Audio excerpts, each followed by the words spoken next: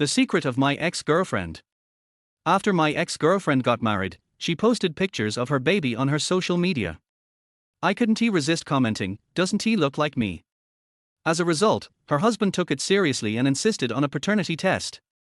The scary part is, the child isn't his, but it's not mine either. What should I do now? Chapter 1: The trouble caused by my curiosity. My ex-girlfriend had a flash wedding, and within just over 6 months, she had a chubby son. Yesterday was the baby's 100-day celebration, and she invited family and friends for a party. Of course, I wasn't among the invitees because the man she married was someone I knew. He was a college classmate, and we were pretty good friends before he and my ex started dating. After they got together, we lost touch more and more. I didn't mind not being invited, it spared me the awkwardness, especially since I used to date Zhao Jing, and her husband knew about it. When I saw her post pictures on social media, I couldn't help myself and commented, "Why doesn't he look like me?" It was just a joke, nothing serious. But to my surprise, her husband took it seriously. The very next day, he took their son to the hospital for a paternity test. And the results were terrifying. This child wasn't his. But it wasn't mine either. At that moment, her husband was waiting for me in some corner of the neighborhood, holding a cleaver. An hour earlier, he had come knocking on my door, but I pretended I wasn't home. I knew exactly what his personality was like. He's stubborn, which is why he would take a joke seriously enough to demand a paternity test. Let me tell you about her husband. His name is Han Jianchuan. He's a local from Kunming, someone who owned a house in the urban village that got demolished, and after receiving compensation, he sold a couple of properties and bought a luxury car. Then, he rented out the remaining properties and lived off the rent. Han Jianchuan, Zhao Jing, and I were all college classmates. Zhao Jing was one of the most beautiful girls in our class, and back in school, we used to hang out a lot, often going to KTV for singing sessions. That's how Zhao Jing and I got together. We dated for about half a year before breaking up during the second semester of our sophomore year. We broke up in a hotel. Over time, the novelty wore off, and we parted ways. Did we love each other? I don't know. After that, Zhao Jing got together with Han Jianchuan. After graduation, she stayed in Kunming and had a flash wedding with him, living the life of a rich wife. She would accompany him to all kinds of high-end entertainment spots, showing off her meals, drinks, and luxury cars on social media. As for me, I stayed in Kunming too, but I was alone, working hard in this unfamiliar city. I ended up working at a third-party execution company, which handles various events. For example, we might be hired to organize an event for the opening of a new real estate project or a road trip event for a car dealership. In reality, this is a very risky business. For instance, if we're organizing a road trip, and BMW gives us 5 cars to work with, they also give us a plan. But if something goes wrong on the trip, all the responsibility falls on us. If a customer decides to sue BMW, they won't take any responsibility. They will say that the event was organized by us and that the cars were rented by us, so they are not liable. This is the business model we're stuck with, and it's tough. It's hard to make money, especially for someone like me who is just an employee. The commissions I get from the events are paltry, and the risks I bear are huge. Every event, we sign agreements that state we are personally responsible for any accidents. But in order to survive in this city, I have to accept all unreasonable requests. Not only do I have to take on the events arranged by the company, but I also need to find events on my own, as those come with better commissions. Today is Sunday, and it's 5 p.m. In half an hour, I need to get to a tea restaurant in Century City for a very important date. The person I'm meeting is Mu Xia, who has 3 identities: 1 senior manager at SAIC Maxis for the Southwest region, 2 the woman I've been dreaming about, and 3 the birthday girl today. 3 months ago, our company worked with SAIC Maxis on an event, and that's when I met Mu Xia. I never believed in love at first sight, but I changed my mind when I met her. After meeting Mu Xia, I shamelessly started planning events and proposals, trying to find ways to meet her more often and make a good impression. But she always remained distant, talking only about work. I managed to arrange a date with Mu Xia today by telling her I had a great event proposal for her, an event with super low costs but high returns. If I hadn't lied, it would have been impossible to meet her outside of work. Today is her birthday, and I secretly found out about it. In half an hour, I need to get to the tea restaurant. I don't have a good proposal to present, but I've prepared plenty of surprises. The time is ticking, and Han Jinchuan is still waiting for me in a corner of the neighborhood with a cleaver. If he finds me, I won't be going to the tea restaurant, I'll probably be heading to the ER instead. I got a message from Mu Xia, I'm on my way, I'll be there in 20 minutes. What should I do? The message is here, and I'm staring at the screen, with Mu Xia's photo as the chat background. The date is important. Can I say I'm risking my life to go on a date? I peeked through the peephole to check, and when I saw there was no one outside, I opened the door and headed to the elevator. I felt safe until I reached the neighborhood gate and hailed a taxi. But then I spotted Han Jinchuan. He had been waiting for me in his BMW, and when he saw me getting into a taxi, he rushed over with the cleaver. Terrified, I told the taxi driver to drive fast and get away from him. The cleaver Han Jinchuan threw hit the taxi door. The driver wanted to get out and confront him, but I told him I would cover the damages. Just get me to Century City. Han Jinchuan chased us in his BMW, but the taxi driver was amazing. He took a few sharp turns in Century City, managing to shake off Han Jinchuan. I arrived at the tea restaurant at 5:25 p.m. Mu Xia was already waiting there. Since it was not a workday, she was dressed casually. She smiled and said, "You're here. What proposal do you have for me today?" I sat across from her, deliberately teasing, "I have a special proposal today." "What proposal?" Mu Xia asked, looking at me. "Is it a road trip or an exhibition?" I sighed in frustration. Do we always have to talk about work when we're together? Today is a special day, so how about we talk about something else? A special day? Talk about something else. Mu Xia looked surprised. I smiled and said, "For example." Then, I pressed the service bell on the table. The lights in the room suddenly went out, and it became pitch black. A waiter walked in with a large cake on a cart, and as the cake appeared, the lights on the walls lit up. Of course, there was also some sweet music playing. Mu Xia looked at me, shocked, covering her mouth. I stood up, brought the cake in front of her, and gently said, "Today is your birthday.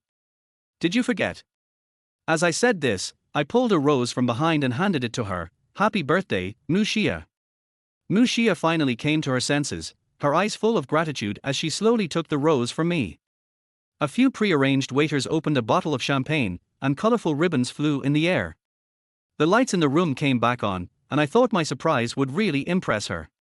For a moment, I could see that Mu Xia was genuinely touched. She covered her mouth with her hand and looked at me with deep, tear-filled eyes. I stood in front of her, gazing into her eyes, slowly moving closer. Mu Xia closed her eyes, and I, feeling emboldened, placed my hands on her waist, gently embracing her and kissing her deeply on the lips. Just then, the door burst open, and Han Jinchuan appeared, holding the cleaver. He pointed at me and shouted, "Ling Qianyu, explain to me, did Zhao Jing's baby come from you?" I was shocked and quickly turned around. I couldn't just run like a scared dog in front of my goddess, so despite the risk of being cut, I shouted back, "Don't shout. The baby isn't mine." Han Jinchuan stormed in, yelling, "Bullshit. You did it and now you won't admit it." Slap! Before Han Jinchuan could swing the cleaver, Mu Xia slapped me across the face. Disgusting. After slapping me, Mu Xia grabbed her LV bag and walked out. Han Jinchuan didn't even look at her, letting her pass by him as she walked out. I was completely dumbfounded. I was being slapped unjustly, and my perfectly planned confession was ruined by Han Jinchuan. I was furious, grabbing a bottle of red wine from the cake cart and smashing it on the table. Holding the broken bottle, I pointed at Han Jinchuan and said, "Damn it, you have some nerve coming here to cause trouble." I got up to confront him, but Han Jinchuan was holding the cleaver. He came up to me and said, "Ling Qianyu, you're dead." I had to think quickly. The only way I could fight back was by using my hands and my brains. I stood up, looking at Han Jinchuan's angry face. I grinned and said, "Do you really want to kill me? You're lucky. You think you can escape from me?" Han Jinchuan said angrily. I didn't give up. I stared back at him. If it came down to a fight, I had to win. Chapter 2, equally infamous as a scumbag. I was stunned.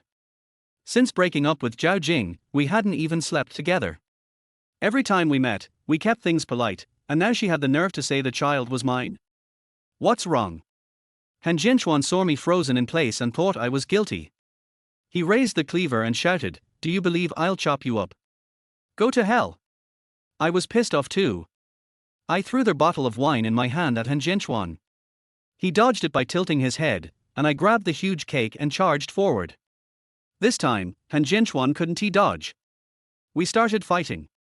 I controlled his cleaver-wielding hand tightly, so the knife was useless. In terms of a fight, he wasn't my match at all. If it weren't for the security guard at the restaurant calling the police, I would have turned his face into a pig's head.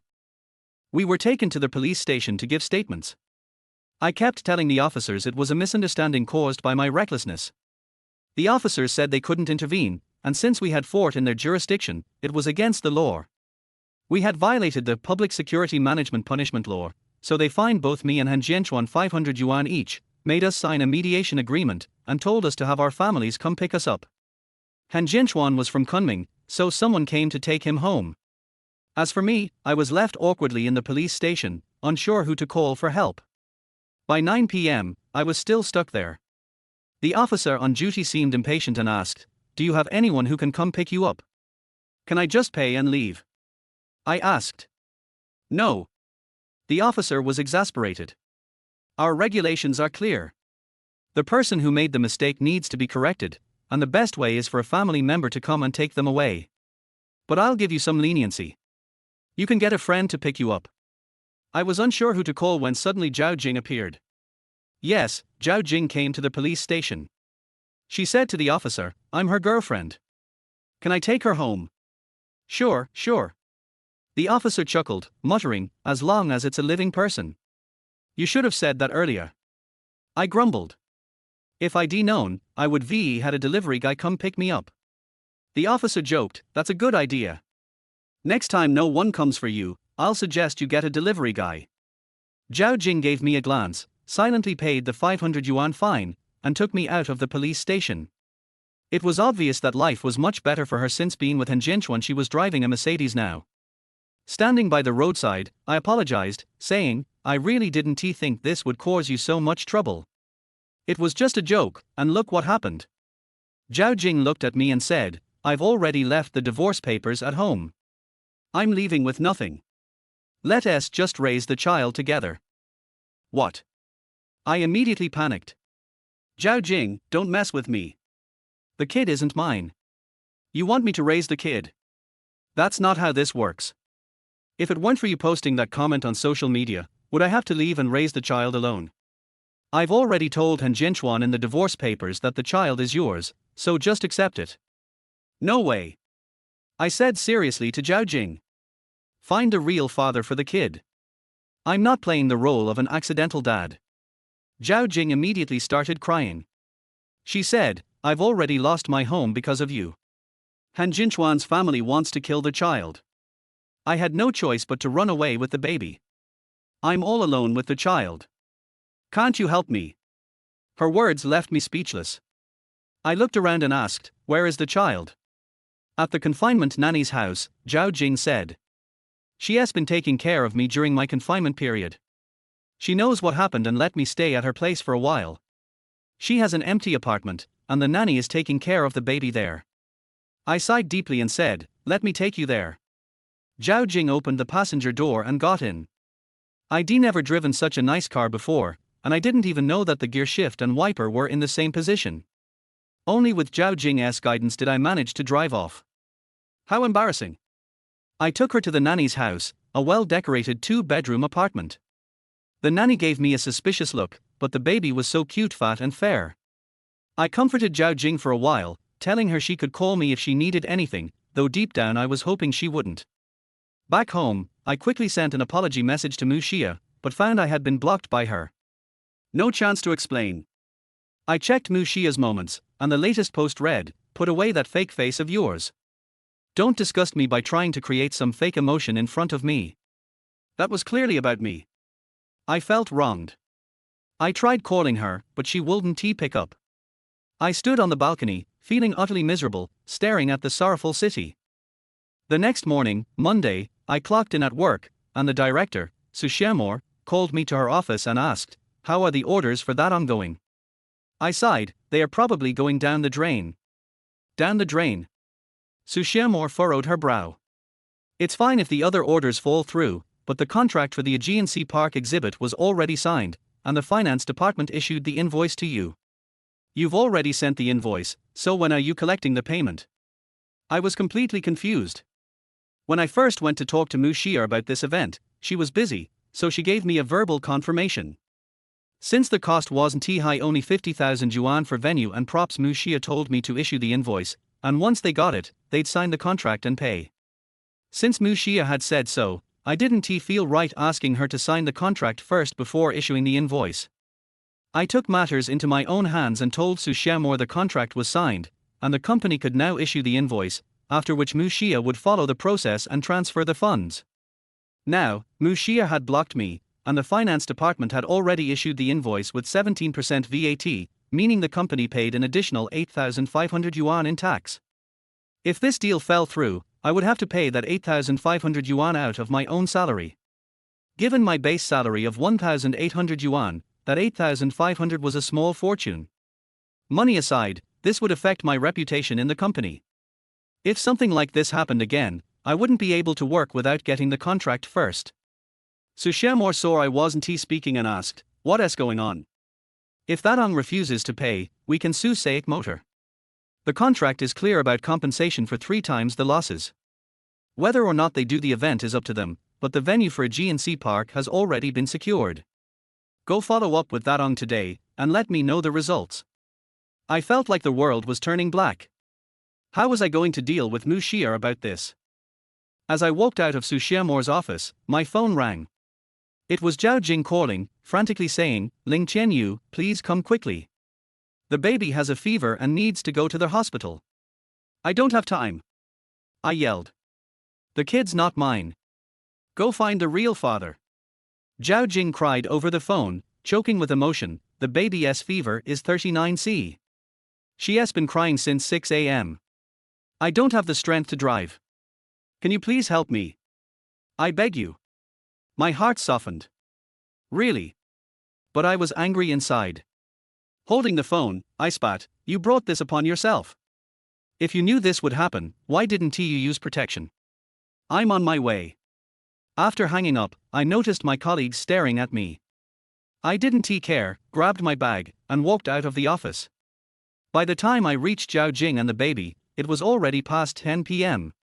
At the hospital, I stood in line to register. Zhao Jing was sitting beside me holding the baby.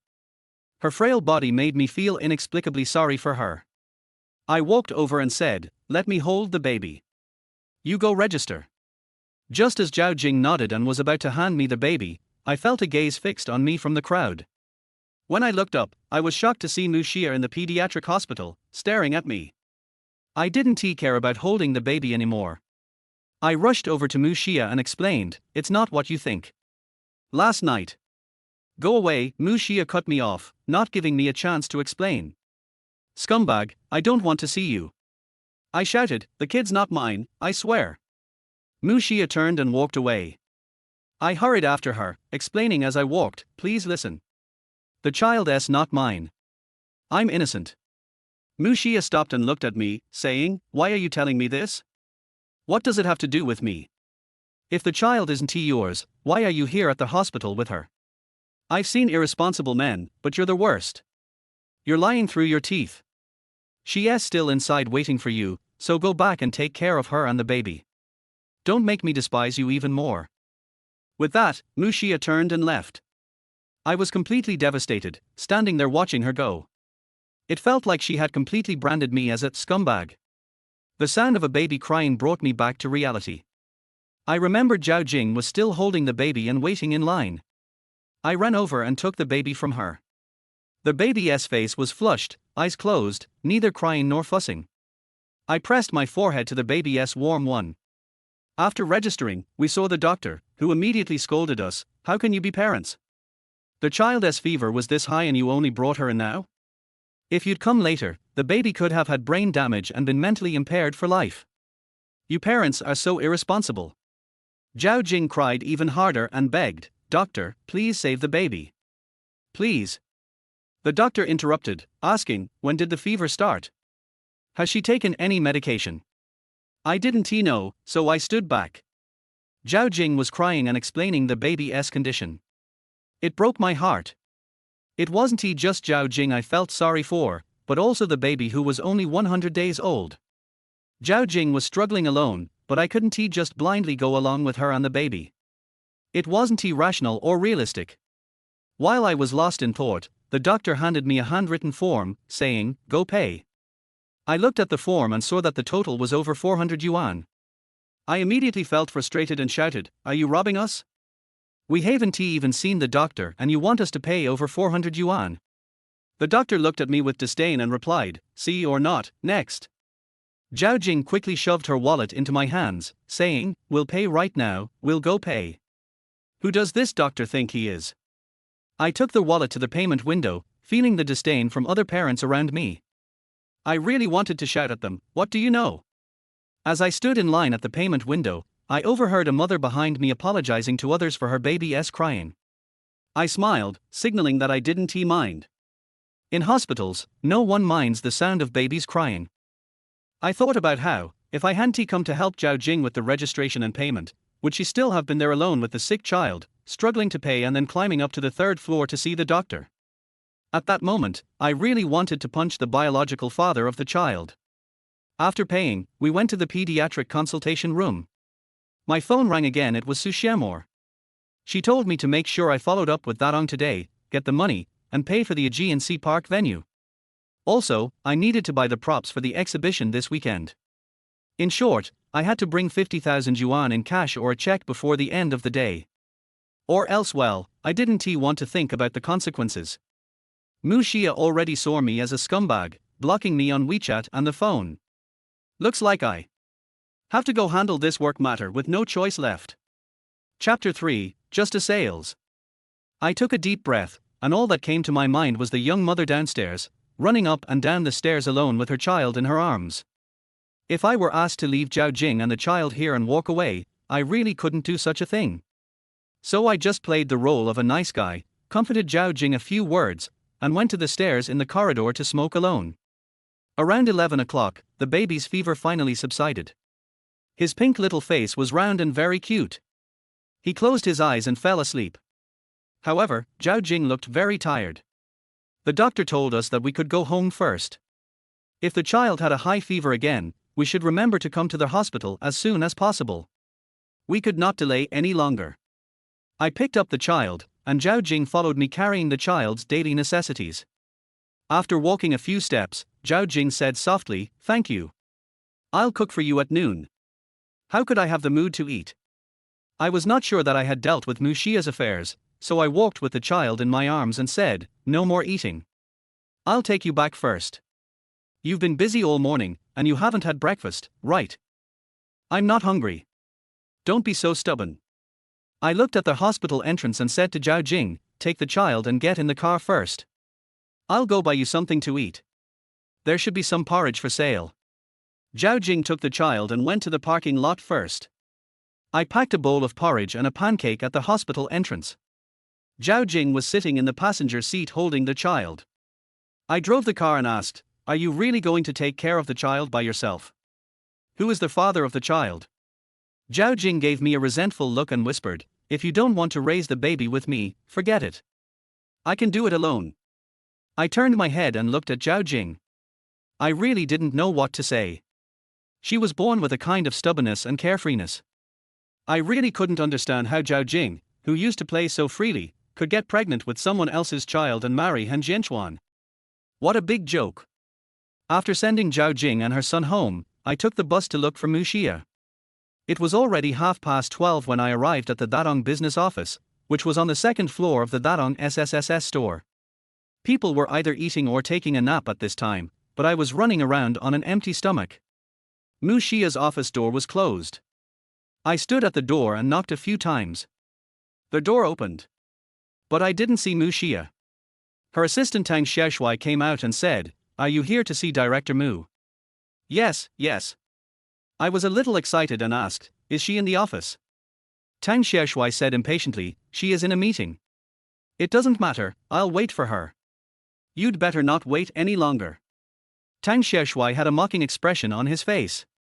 "Boss Mu told me before the meeting that if you come to see her, I'll just send you away. Our company won't have any cooperation with you in the future. These are Boss Moo's original words, so you don't have to wait any longer, and don't come any more in the future. Although I had expected this result, I was still upset when Tang Xiaoshui said it. Tang Xiaoshui said in a mocking tone, "What are you waiting for? I've said everything I need to say. Don't stand at the door and get in the way."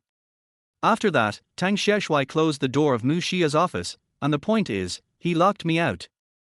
Mu Xia, I lost my mind and shouted at their company, "Mu Xia, come out. What are you yelling for?" Tang Xiaoshui opened the office door and shouted, "Do you have any manners? Security, security, there's someone causing trouble here, kick him out." I grabbed Tang Xiaoshui by the collar and asked, "Where is Mu Xia having the meeting? Where? Let me go, you lunatic. Tell me quickly, where is Mu Xia's meeting? Security, security, throw him out." 3 or 4 security guards rushed over together, and during the struggle, I heard the sound of my clothes being torn apart. I was pushed and kicked out of the SSSS store by several security guards. My shirt was torn, my pants had several footprints, and even my briefcase was stepped on and thrown on the sidewalk. I silently picked up my briefcase, which still contained several plans and unsigned contracts. The afternoon sun was particularly glaring, and it made me cry. I sat on the curb in a daze, and an old lady pushing a cart selling sweet potatoes passed by.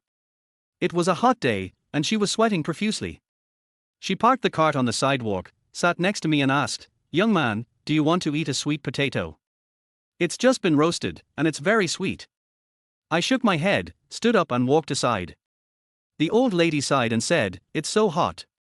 Sweet potatoes are becoming increasingly difficult to sell." She wiped the sweat from her forehead with her sleeve, her wrinkled face full of the vicissitudes of life. If she was not forced by life, why would she push a tricycle around the streets selling roasted sweet potatoes when she was in her 60s or 70s? I bought 2 bottles of mineral water from a roadside store and returned to the old lady.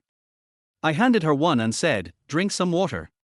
Help me find a bigger and sweeter sweet potato." When the old lady heard that I wanted to buy her sweet potatoes, she immediately became happy and stood up and said, "My sweet potatoes are all sweet. Wait for me to get you one." I saw her open the oven's drawer, and there were 2 sweet potatoes inside. The inner one was relatively large, but the outer one was also big enough to eat. She took out the outer sweet potato and weighed it. I reminded her, "The inner one is bigger. That one is too big." The old lady said as she weighed it, "You can't finish it all by yourself and it's a waste. This one is about the same size. It's $2.30. I'll just charge you $2. I gave the old lady $2 in change. She wrapped the sweet potato in a wrinkled plastic bag and gave it to me, saying, "Eat it quickly while it's hot. It's delicious." I was deeply touched. She didn't give me the big one just to make an extra dollar. There was a sincerity in her simplicity. I gave her the mineral water, but she was a little embarrassed to take it. After I persuaded her several times, she took the water from me, unscrewed the lid and took a sip. She looked at me and asked, "Kid, are you in sales? Are you in sales?" I thought about it and it seemed that I was in the sales industry. Whether I was doing event planning or going out to do events, wasn't it just selling my own plans? I used to think that I was very different from the salespeople at the bottom of the market. After the old lady said that, I realized that I was a salesperson who carried a briefcase and squeezed into the bus to meet customers every day. The old lady sighed and said, "My youngest son is also a salesman, selling health products. He goes out early and comes back late every day. He often comes home in the middle of the night, reeking of alcohol. He has to get up on time at 8:30 the next morning to go to work. My family is in the county town of Dezhou. His father left early, and my eldest son married a woman in Kunming. The woman's family is well off and looks down on our family. I know it all in my heart. My eldest son rarely comes back after his marriage. My youngest son is very filial. Even though he works as a salesman in Kunming, he tells me every day that he wants to make money to buy a big house in Kunming. I also know that it is difficult for you to be in sales and you often have to read other people's faces. My child, hold on. You have to walk the road under your feet yourself. If you persist in doing something, the whole world will make way for you." After hearing what the old lady said, I felt a little better and said with a smile, "Thank you." The old lady also smiled and said to me, I still have to go sell my sweet potatoes. Goodbye, kid. I watched the old lady go away, and I felt more confident that if I persisted in doing something, the whole world would make way for me. Ignoring the mocking looks from the people in the SSSS store, I stood silently outside the door. I was sure that Mushia would come out of this door. Her Mercedes-Benz SLC convertible sports car was parked outside the showroom. The sun was blazing, and I sat on the ground next to Mushia's car, looking like a scoundrel, waiting from about 12 o'clock until 4 o'clock in the afternoon. She walked from the exhibition hall to the car in her red high heels and said in a disgusted tone, Go away, don't block my way. No. I stopped Mushia and said, Can you give me a chance to explain it properly? It's really not what you think. Mushia asked impatiently, Do you need to explain to me? Who am I to you? Are you sick? Stop lying to yourself, okay? If you didn't have any feelings for me, would you have posted that on WeChat Moments?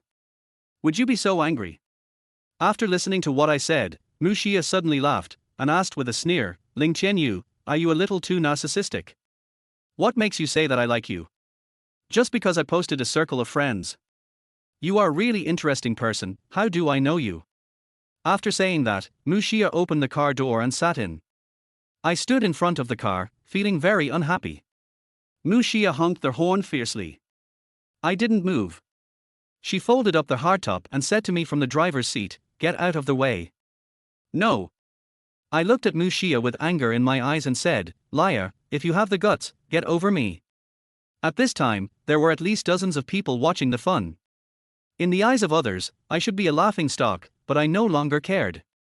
The more people watching the fun, the better. Mushia just spoke to me with contempt, but when I called her a liar, she immediately got angry, opened the car door and asked, Tell me clearly, what did I lie to you about? Chapter 4 Trampled Dignity. People who were watching the fun gathered around. This was an era that lacked jokes and topics of conversation. No one would miss out on something fun to watch. Even the security guard who had just pushed and kicked me came over. I looked a bit embarrassed, and I knew that. I used to appear in front of Mushia in a suit and tie. I wasn't particularly handsome, but at least I was clean. But now? The cuffs of my shirt were torn, and a few buttons were missing. There were footprints on my body. I no longer fantasized that a loser like me could have any relationship with Mushia. To put it bluntly, it was just my wishful dream. Now, the dream is over. Since I no longer have any illusions, what else do I have to worry about?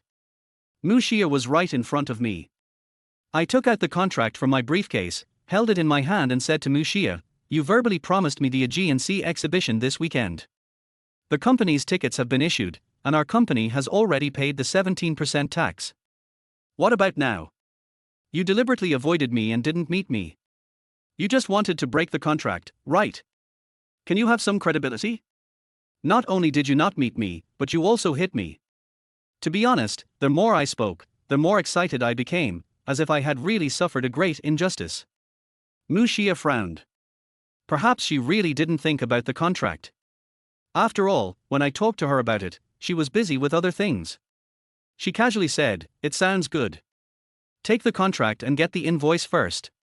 Perhaps she forgot about it as soon as she turned around. Now that I bring it up again, I believe that even if she has forgotten it, she will still have some impression of it. Are you an idiot? A man walked out from the crowd of onlookers. It was Mushia's assistant Tang Xiaoshui. He walked up to me, pushed me, snatched the contract and invoice from my hands and asked, Why are you issuing an invoice without signing a contract? Are you forcing a sale? Is that what you mean? Do you think it's easy to bully our President Mu? You look like a beggar. Can you please stop being an eyesore here? Get away from me.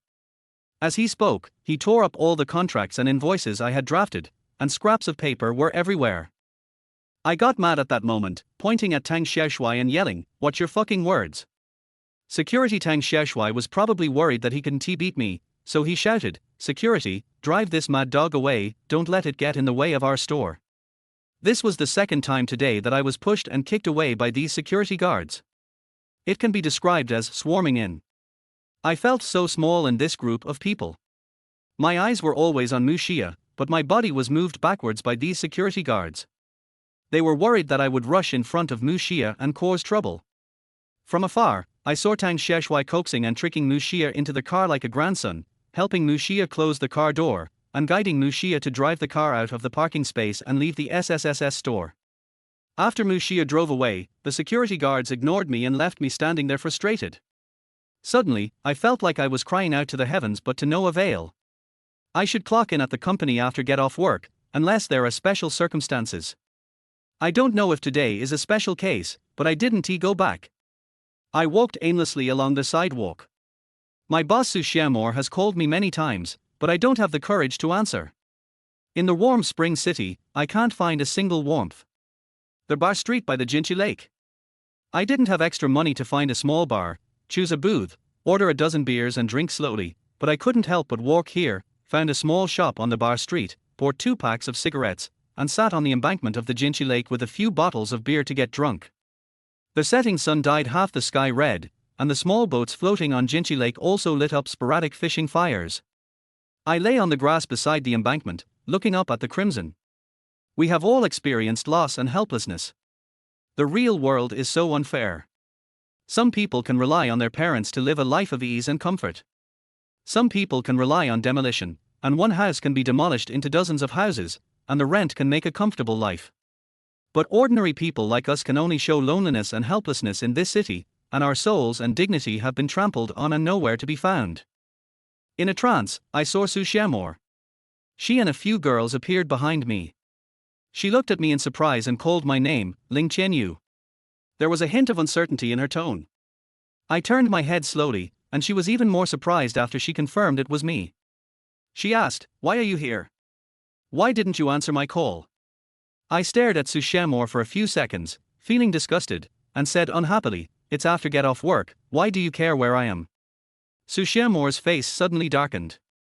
She walked towards me and asked, "Why didn't you go back to the company to clock in after get off work? How is the contract signed with Mu Xia? Did you get the money?" No. Su Xiamor frowned and asked, "Why didn't they get the money? Didn't they issue the invoice? If they don't pay, the company will sue them for breach of contract." "Don't sue."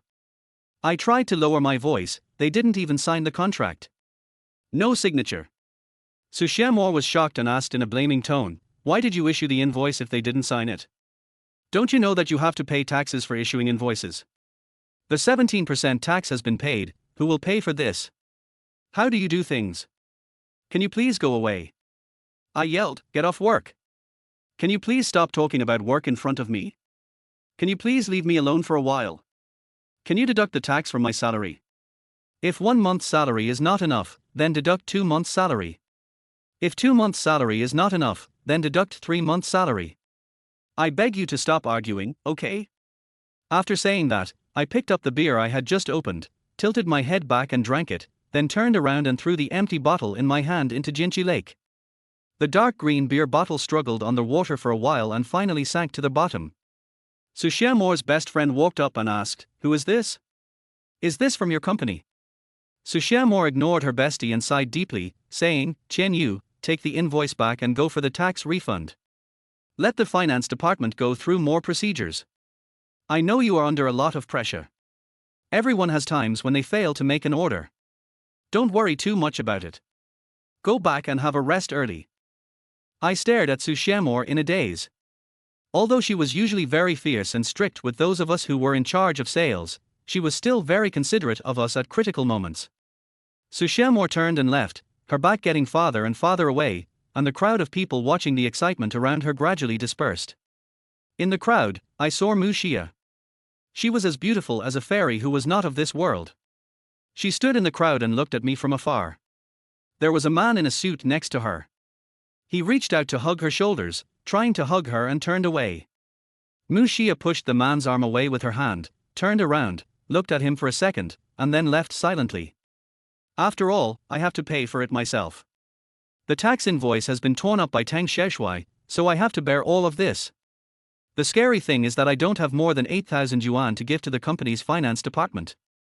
For yesterday's date, I spent more than half of last month's salary, just wanting to give Mu Xia a romantic birthday dinner, but this is what happened. Zhao Jing called me and asked me if I could go to the supermarket to buy her a few packs of baby diapers. Her baby's diapers were all used up, but she didn't dare leave the baby at home and go to the supermarket alone to buy them. The baby was still sick with a fever, so she didn't dare to take the baby to the supermarket. When she said this, there was an apologetic tone in her voice. I asked her to wait at home and I would be there soon. Zhao Jing sent me a photo on WeChat and told me that I could buy diapers of this brand in a certain supermarket, and she specifically wanted this brand of diapers. When I arrived at the supermarket, I realized that among so many diapers, this brand was the most expensive, and I spent several $100s on it. When I got back to Zhao Jing's place, she was having dinner. There was a bowl of boiled noodles on the table. The baby was sleeping in the stroller next to the table. I brought the diaper in and put it on the sofa. I looked at Zhao Jing and asked, "Is this what you're eating?" "Boiled noodles with no nutrition at all." Zhao Jing said nonchalantly, "The baby is not feeling well today and has been crying all the time. It's already very good that I can take the time to cook some noodles. Have you been drinking?" I didn't answer Zhao Jing's question.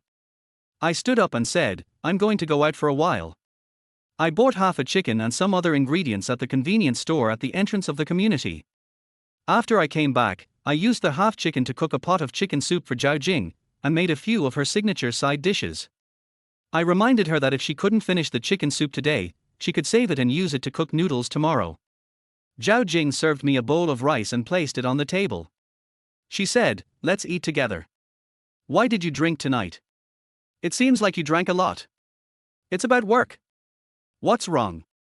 Zhao Jing sat across from me and asked, "Did you encounter something unpleasant at work?" I hesitated for a moment, looked up at Zhao Jing and asked, "Do you have any extra money? Can you lend me 8,500? I can probably pay you back in about 2 months." I briefly recounted my experience. Without saying anything, Zhao Jing picked up her phone and transferred 10,000 yuan to me via WeChat. She said to me, "Use it first and pay it back when you have money. There is no need to rush for 1 or 2 months."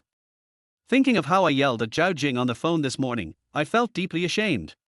Perhaps this is the mentality of taking something from someone else and then giving it back. I tentatively said, "It's not easy for you to raise a child alone, why don't you plan to find the child's biological father?" "Maybe." "Tian Yu." Zhao Jing interrupted me and said, "I have enough money to support the baby. Can we not talk about the biological father of the child?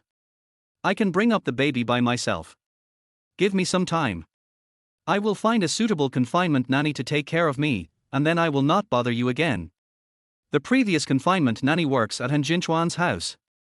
I don't want Han Jinchuan to find me, so I don't plan to bother the previous confinement nanny to take care of me. I have also been looking for a house on 58 these days. I will move out if I find a suitable one. Thank you for the trouble." I said to Zhao Jing while eating rice, "Since you just gave me 10,000 yuan, I am embarrassed to complain that you are bothering me. Just call me if you need me to do anything." Zhao Jingquan thought I was joking and didn't pay much attention to me. She has changed a lot. When we were together before, she was the Zhao Jing who could be crazy and noisy, who could enjoy light and fresh food as well as swallow heavy tastes. Now she is more like a mature woman, more stable. Perhaps this is the change that the baby has brought to her. On Tuesday, I was late. I slept until 9 o'clock, and I took the bus and then the subway to the company. It was already 9:30. When I walked in, the person in charge of administration told me to go to Su Xiamore's office and told me that Su Xiamore was waiting for me. Chapter 5, Already a Stranger. I know what happened without thinking. Not only did they lose the order, but they also caused so much trouble for the finance department. Su Xiamore is quite nice to us subordinates. If it were other leaders, they would probably say, "Pay for the taxes yourself." But at this moment, I can only thank Su Xiamore for her kindness. The invoice was torn, and it was very troublesome to cancel it. I didn't have the face to ask the entire finance department to work for me, and I was ready to pay for the tax. I arrived at the door of Su Xiamore's office and knocked gently. I pushed the door open only after I heard Su Xiamore's voice allowing me to come in. Su Xiamore was tilting her head and holding her phone. Her slender fingers were dancing on the computer keyboard, recording something, and she was still making noisy noises. I pulled a chair over and sat across from Su Xiamore's desk. Suddenly, I heard Su Xiamore say, "The venue of Aegean Shopping Park can only be arranged after 10 o'clock on Friday night. You just need to prepare the necessary materials in advance and strictly follow the design sketch, especially the lighting.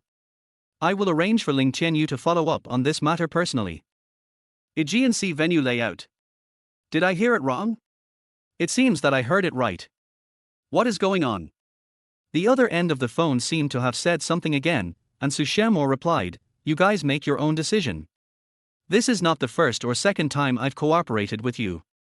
You all know my work style. Just make the money you deserve, and don't have any bad thoughts about money you shouldn't make.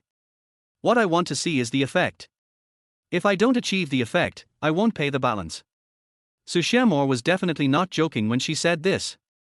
In the past, a decoration company helped to arrange the venue but failed to meet the requirements. Su Xianmo actually withheld the entire balance and sued the decoration company in court.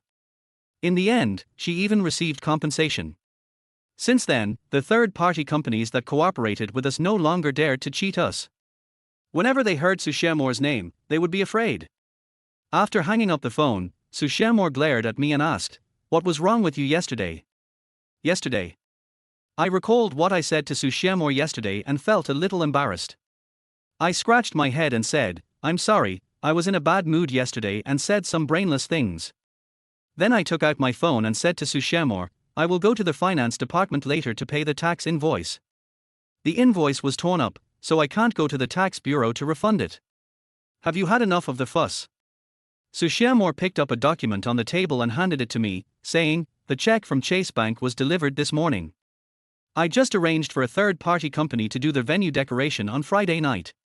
You just need to continue to follow up and coordinate other matters." I looked at Su Xianmo in confusion and asked, "What did you say? Did Chase transfer the money?" Su Xianmo was surprised to see my expression and asked, "Don't you know? This morning, a man named Tang Xieshui brought a check for 50,000 yuan and asked for a receipt. You didn't ask for an invoice, you just asked for a receipt. This is totally against the business procedures." Su Xianmo spread her hands and said, "I don't know. Anyway, now that we've got the money, let's just get on with our business. By the way, Tang Xieshui asked you to send over a copy of the contract before he left. Go and get it done as soon as possible. Why did she suddenly come to give me money and ask me to sign a contract again?" I suddenly remembered that I seemed to have seen Mu Xia at the bar street by Jinchi Lake last night. Did she have a change of heart? Why can't I believe this is true? Why are you still in a daze? Su Xianmo urged, "Go quickly and sign the contract as soon as possible, so that the other party won't breach the contract again." "I'm not going." I said to Su Xianmo, "You can arrange for someone else to take care of this order. I don't want to cooperate with them anymore. I'll go find new business." "What's wrong?" Su Xianmo frowned and asked, "Hasn't it always been you who followed Chase's orders? Why do you suddenly not want to follow them?"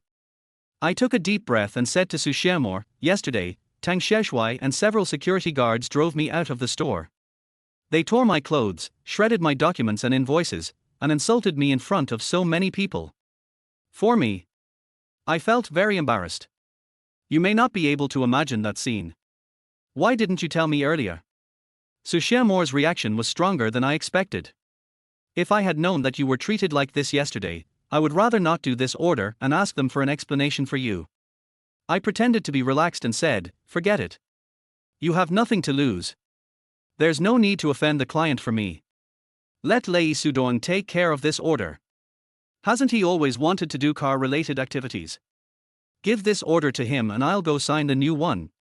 Su Xianmo hesitated for a moment and said to me, "Okay, let Lei Sudong take care of this order, and you can go do other things. In fact, sales is difficult. Sometimes you have to endure other people's sarcasm and get used to other people's contempt. I can especially understand that you are out there doing business every day. Be strong, the company is your solid backing." I nodded, stood up and walked out of Su Xianmo's office. When my colleague Lei Sudong heard that I gave him the order, he was so happy that he said he would treat me to a meal at noon. After all, the commission for this event was more than 2,000 yuan. It would be strange if he was not happy. During the meal, I repeatedly reminded Lei Sudong that although this was a scheduled event, it must not be sloppy. Mu Xia and her team had very high requirements for the event. Lei Sudong hummed and hawed in agreement, but I could see that he didn't hear a word I said and didn't take it to heart. The work in our execution company is very boring. We just do planning and making plans all the time, and then take these plans to clients to sign contracts. Those who can stick to working in an execution company for a year are basically all-round talents. Not only do they need to be proficient in using software such as PS, PPT, Commander, etc., but they also have to visit clients shamelessly. They are like fools who have to read people's faces. So what? In this society, no one sympathizes with the weak. I leaned back in the chair in the cubicle, with those unformed plans on the computer screen and a cigarette in my mouth, but I didn't light it. After all, this was a public place. I received a text message on my phone: "Dear, I'm sorry to bother you. Because of the performance evaluation today, I still have a few tasks to complete. If I don't complete them, I will be punished. Are you satisfied with the power bank you bought from our online store? If you are satisfied, can you please give me a good review? No need to write a review, please. I just remembered that I bought a power bank at the beginning of the month. I had already developed the habit of waiting for the time to arrive and defaulting to receiving it. I was too lazy to confirm the receipt and give a good review. Seeing this message touched me deeply. I silently opened Taobao and gave a good review to the power bank that I had defaulted to receiving. We are all working, and it is not easy for all of us. I will help if I can." At 3:30 in the afternoon, Zhao Jing called me and told me that she had chosen a house and had just signed a contract with the landlord. The house was fully furnished and ready for move-in, but she couldn't use someone else's bedding and would have to buy new ones herself. She hoped that after get off work I would go with her to their home furnishings store to buy bedding and daily necessities. I leaned back in my chair, holding a water cup in my right hand and the phone in my left hand, and said, "It's okay for me to go with you to buy these. You don't have to wait until after get off work. I don't have anything to do now, so you can come over anytime. Where is the house you rented?" "Charm City." Puff. The water I just drank was sprayed all over the computer screen, causing all the colleagues around me to be implicated. I held the phone excitedly. "Kunming is so big, why can't you rent an apartment anywhere else? Why did you choose the charming city? You did it on purpose, right?" "Yes." Zhao Jing said slowly on the other end of the phone, "Don't you live in Charm City? I found a house in the Charm City community. This way, it will be more convenient for you when I ask you for help, right?" "Fuck it. What if Han Jianchuan finds out that you moved to Charm City? He already suspected that there was something going on between you and me after I did that to him. Now that you've moved to Charm City, won't that make the misunderstanding even worse?" "So what?" Zhao Jing said calmly, "What does Han Jianchuan care where I live? He and his family are going to kill my baby. I have already signed the divorce agreement. I am leaving the house with nothing. What else does he want? I am not afraid of Han Jianchuan knowing. Not only am I not afraid of him knowing, I am going to tell him so that he won't bother me anymore." I was completely speechless, holding the phone, and said, "If you're not afraid of Han Jianchuan coming to your door with a kitchen knife, just call Han Jianchuan and tell him where you are. I won't care about you anymore." "Why are you like this?" Zhao Jing complained. "Just now you said you would accompany me to buy bedding and daily necessities. How come you turned around and broke your promise?" Okay. It's all my fault.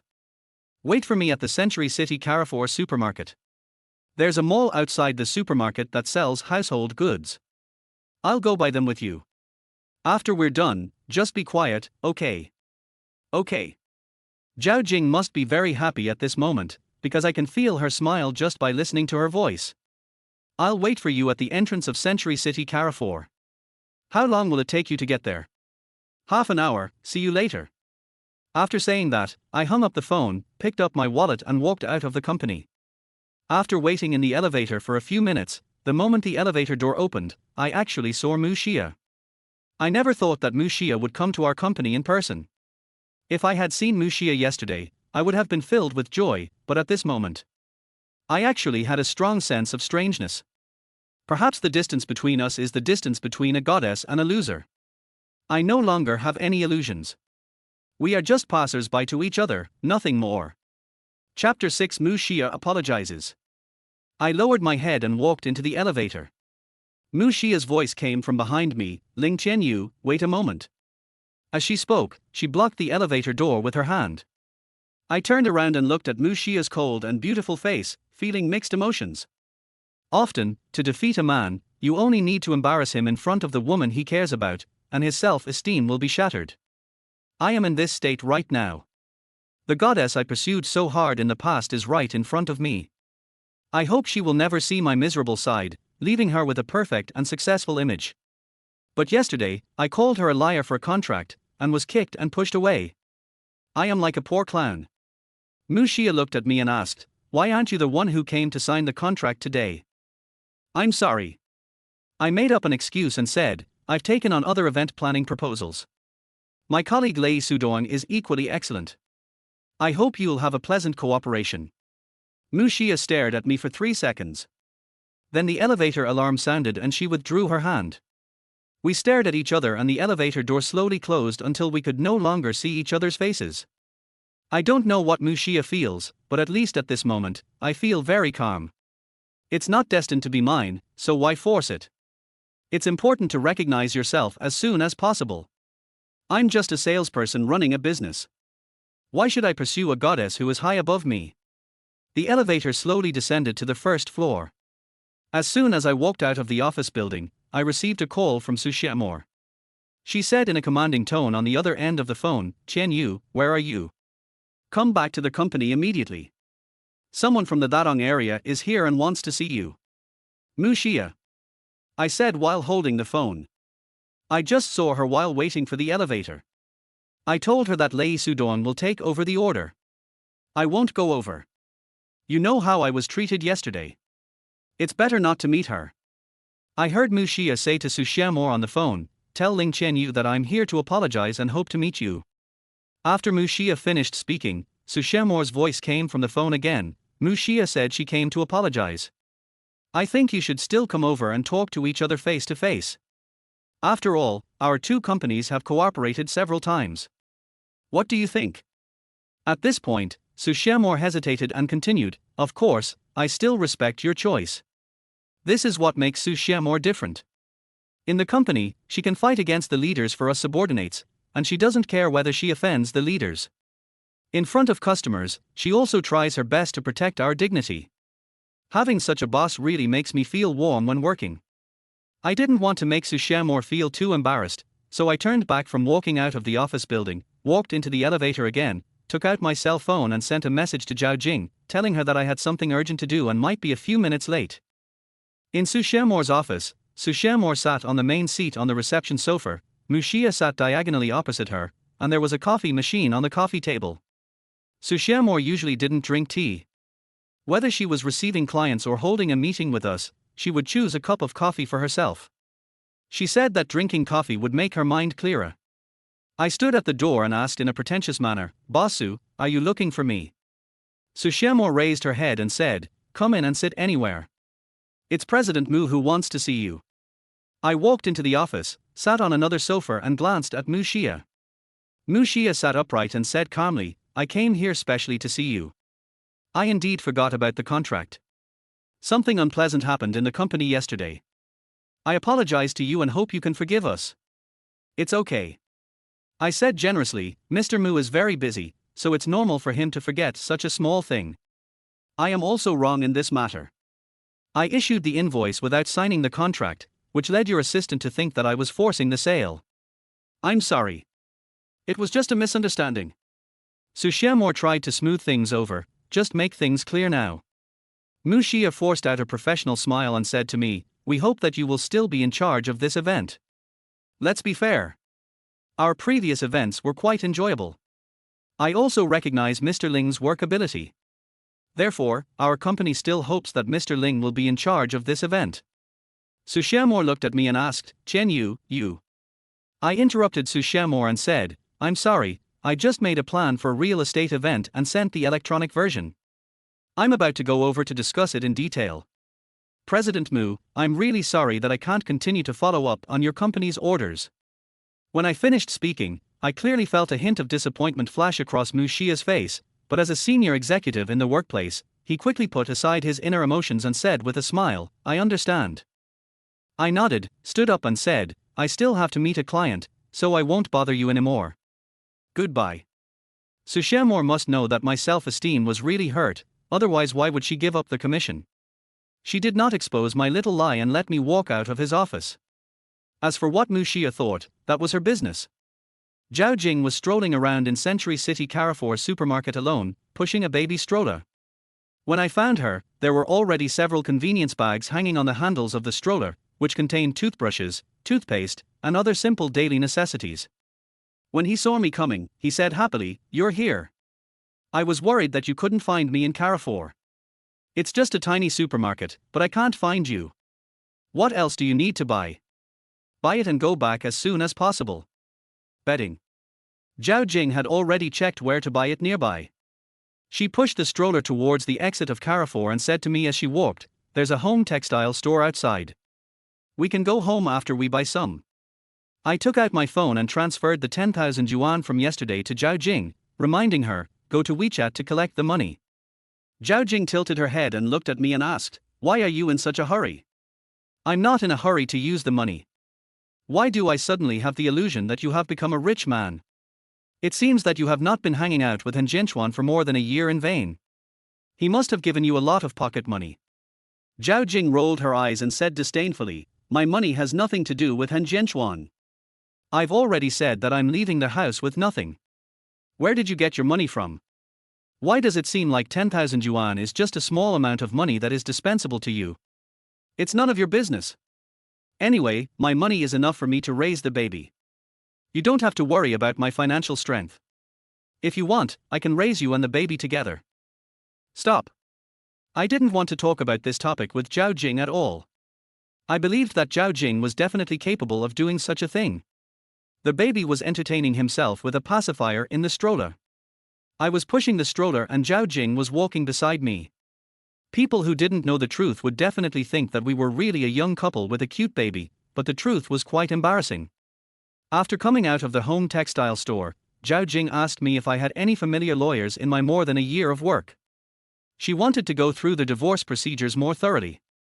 Today, Han Jianchuan called her again and wanted to ask for an explanation. "I do know a lawyer, his name is Sun Chuyang, the legal officer of our company." Zhao Jing asked me to make an appointment with Sun Chuyang of our company. She wanted to talk to Sun Chuyang alone. My relationship with Sun Chuyang is limited to knowing each other. To say that we are familiar with each other. I am not that familiar, but I have a good impression of him. He is usually gentle and polite, and his glasses give people the illusion that he is harmless.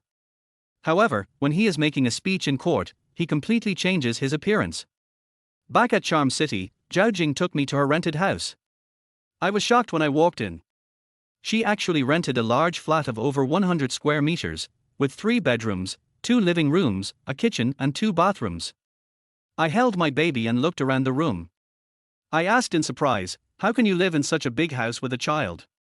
Do you have too much money to spend?" "I like it." Zhao Jing introduced, "This is a newly renovated house by a young couple, preparing for their wedding. I heard that the man was transferred to BJ for work, so this house is vacant and rented out. Although the price is a bit expensive, the new house is comfortable to live in. The furniture is all new. You can see that the plastic cover on the sofa is still there. But I asked clearly that this house has been renovated for more than a year, so there is no formaldehyde or anything like that, and it is harmless to the baby." "Okay." I walked into the bedroom carrying the baby. Zhao Jing was throwing the newly bought bed into the washing machine. I couldn't understand why she had to wash something new. "It's new." Zhao Jing said that this was to prevent bacteria. Women and men have different body structures, so we should be nicer to ourselves and pay attention everywhere. The baby in my arms suddenly burst into tears. I looked at the baby in confusion, not knowing what to do. Zhao Jing walked up to me, took the baby from my arms, skillfully lifted up her clothes, held the baby and started feeding, without avoiding my presence at all. I stared at Zhao Jing in confusion. Zhao Jing rolled her eyes and asked, "What are you looking at? It's not like you haven't eaten it before." "Oh." I was a little embarrassed and said to Zhao Jing, "You feed the baby first. I'll go to the supermarket at the entrance of the community to buy some ingredients and make soup for you in the evening." Zhao Jing reminded me, "I want to drink Crucian carp and tofu soup." "Why?" I said stupidly again, "Crucian carp has a lot of bones, why not try another fish? Carp and tofu soup can increase milk production, don't you know that?" "Fuck." How would I know such a thing? I've never been a father and I haven't taken care of you during your confinement. How would I know that this thing is a formula for increasing milk production? Stop talking nonsense and go ahead. I have change in the bag hanging at the door. Zhao Jing and I live in the same residential complex.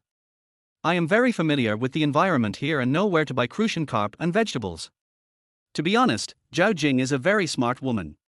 She knows me very well, even better than I do. She knows that I will not refuse her request and help. Choosing to live in the charming city is also a clear decision. It's a pity that I have become a free laborer. On Wednesday morning, I spotted Sun Chuyang as soon as he arrived at the company. He punched in and walked towards his office. I was just about to go to Sun Chuyang's office to talk to him, but Han Jianchuan showed up at the door of our company. The most important thing is that he didn't come alone, he brought 6 or 7 gangster-like guys with him. Han Jianchuan walked in with a kitchen knife in his hand and yelled, "Ling Qianyu, where did you hide my wife? Hand her over to me quickly." There were dozens of people in the cubicle office area at the time. When he shouted like that, I instantly became the focus of the company. Chapter 7. I don't want to be the focus. Everyone's eyes were on me. The cubicle office was originally very large. Even if Han Jianchuan scanned every position, it would take him dozens of seconds to find me. Now, he noticed that everyone's eyes were on my corner, so he also looked over. The moment Han Jianchuan and I looked at each other, he raised his hand and pointed a kitchen knife at me and yelled, "You seduced my wife, I'm going to fucking kill you today." As he said that, Han Jianchuan rushed over with a kitchen knife. I can let him do it once, but I can't let him do it a second time, especially in front of so many colleagues. If I give in, how can I survive here in the future? When Han Jianchuan came over, I stood up from my chair, grabbed a fruit knife on the table, which I usually use to peel apples in the company, stood up and pointed at Han Jianchuan and yelled, "If you scream again, I'll kill you, do you believe it?" Han Jianchuan didn't expect that there was a fruit knife on my desk. The moment he saw the knife, he paused instinctively. It could be seen that he was still quite afraid of me. After all, he couldn't beat me in a one-on-one fight. However, a thug behind Han Jianchuan showed off his strength and said behind Han Jianchuan, "Brother Chuan, let's deal with him. There's nothing to be afraid of. We have more people. Let's see who dares to move." A deep voice came from the office area. The speaker was Mr. Zhao, one of the major shareholders of our company. He usually spoke with great momentum. He walked over in a suit with a bulging belly. "Don't you want to work here anymore? You dare to come to my company and act wild? Get out of here right now." Han Jianchuan was a little excited at the time. He looked at our CEO Zhao and said, "I'm here to find my wife." Instantly, all the colleagues in our cubicle office laughed, and Mr. Zhao yelled, "Your wife is not in our company, get out." Maybe it was because Mr. Zhao was too imposing, or maybe it was because the gangsters Han Jianchuan brought were too cowardly. Anyway, after Mr. Zhao shouted, "Get lost," 2 of Han Jianchuan's gang members actually retreated. It was like a fight. If someone in one camp became cowardly, the momentum of the entire camp would be weakened. Han Jianchuan, who was so aggressive when he just entered the door, instantly became a soft eggplant. Before leaving, he pointed at me and cursed, "You wait for me." Mr. Zhao pointed at me and said in an angry tone, "Come to my office right away. What are the rest of you craning your necks to look at? Don't you all have to work?" After saying that, he turned around and walked into his office. When the colleagues who were watching the fun saw that Mr. Zhao was angry, they sat down and pretended not to care. I shrugged and followed Mr. Zhao to his office. Once inside, I didn't even dare sit down. I stood in front of his desk, rubbing my hands together in front of me in an unnatural manner. Mr. Zhao sat in his chair and lit a cigarette. He threw the lighter directly on the table, took a deep puff, looked at me and asked, "What's going on? You've even brought trouble to the company? Do you think this is your home? It's causing such a bad impact. Don't you want to do this job anymore?" I said aggrievedly, I didn't know he could find the company. Besides, this matter has nothing to do with me. Would I believe it? Mr. Zhao yelled, "No flies bite cracked eggs. You and his wife are innocent, so why would he bring people to the company to cause trouble?" "Mr. Zhao," I said distressedly, "it's not what you think. This is just a misunderstanding." Mr. Zhao interrupted me and said, "I don't care whether you admit it or not. I warn you, if you do it again, you'll get out." This is the company, not your home. Do you hear me? I heard it. Louder. I heard it. This is the problem of retired soldiers. They are not happy if you speak in a low voice. They have to make you shout, I heard it, at the top of your voice before they think you really heard it. I can't understand his thinking. I speak in a humble manner. Doesn't it prove that I am guilty? When I came out of Mr. Zhao's office, my colleagues looked at me strangely, especially Lei Sudong. This guy was very trusting. He came up to me and whispered to me, did you really seduce someone's wife? After greeting all the women in his family in my heart, I got up and went to the office of Sun Chuyang, the legal officer. Sun Chuyang graduated from the Central University of Political Science and Law, a university so awesome that the mere mention of its name makes people envious. He has been in the company for a few years and now owns a house and a car and has a successful career, but he is still unmarried at the age of 28 or 29. When I arrived at Sun Chuyang's office, he was sitting on his desk sorting out documents. When he saw me come in, he smiled and asked, Chen Yu, what's up? Brother Sun. Everyone else calls him Lawyer Sun, but I'm used to calling him Brother Sun, because I think Sun Chuyang is a very good person and deserves to be called brother. After all, he's 3 or 4 years older than me. Brother Sun, I have a friend who's going to file a divorce lawsuit. She wants to find a lawyer for consultation, and I thought of you. Divorce. Sun Chuyang probably heard our quarrel in the cubicle office area just now, and asked, what is the specific situation? My college classmate was also my girlfriend before. After we broke up, she started dating another guy. After graduation, she got married and had a child. A few days ago, her son was 100 days old. We set up a table for him. At the banquet, I just couldn't help myself.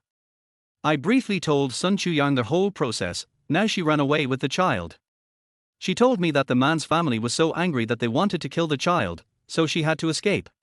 She left a divorce agreement and signed it. Sun Chuyang thought for a moment and said to me, your friend's case is a bit troublesome. Leaving a divorce agreement does not mean that the two parties are no longer married. They still need to go through the formal legal procedures. When are you free? I'll ask her to meet you. Can you talk to her in person? Tonight. Sun Chuyang said readily, I will be free after get off work today and can provide legal assistance to your friend. That's great. I said happily, I'll tell my friend right away and ask her to prepare.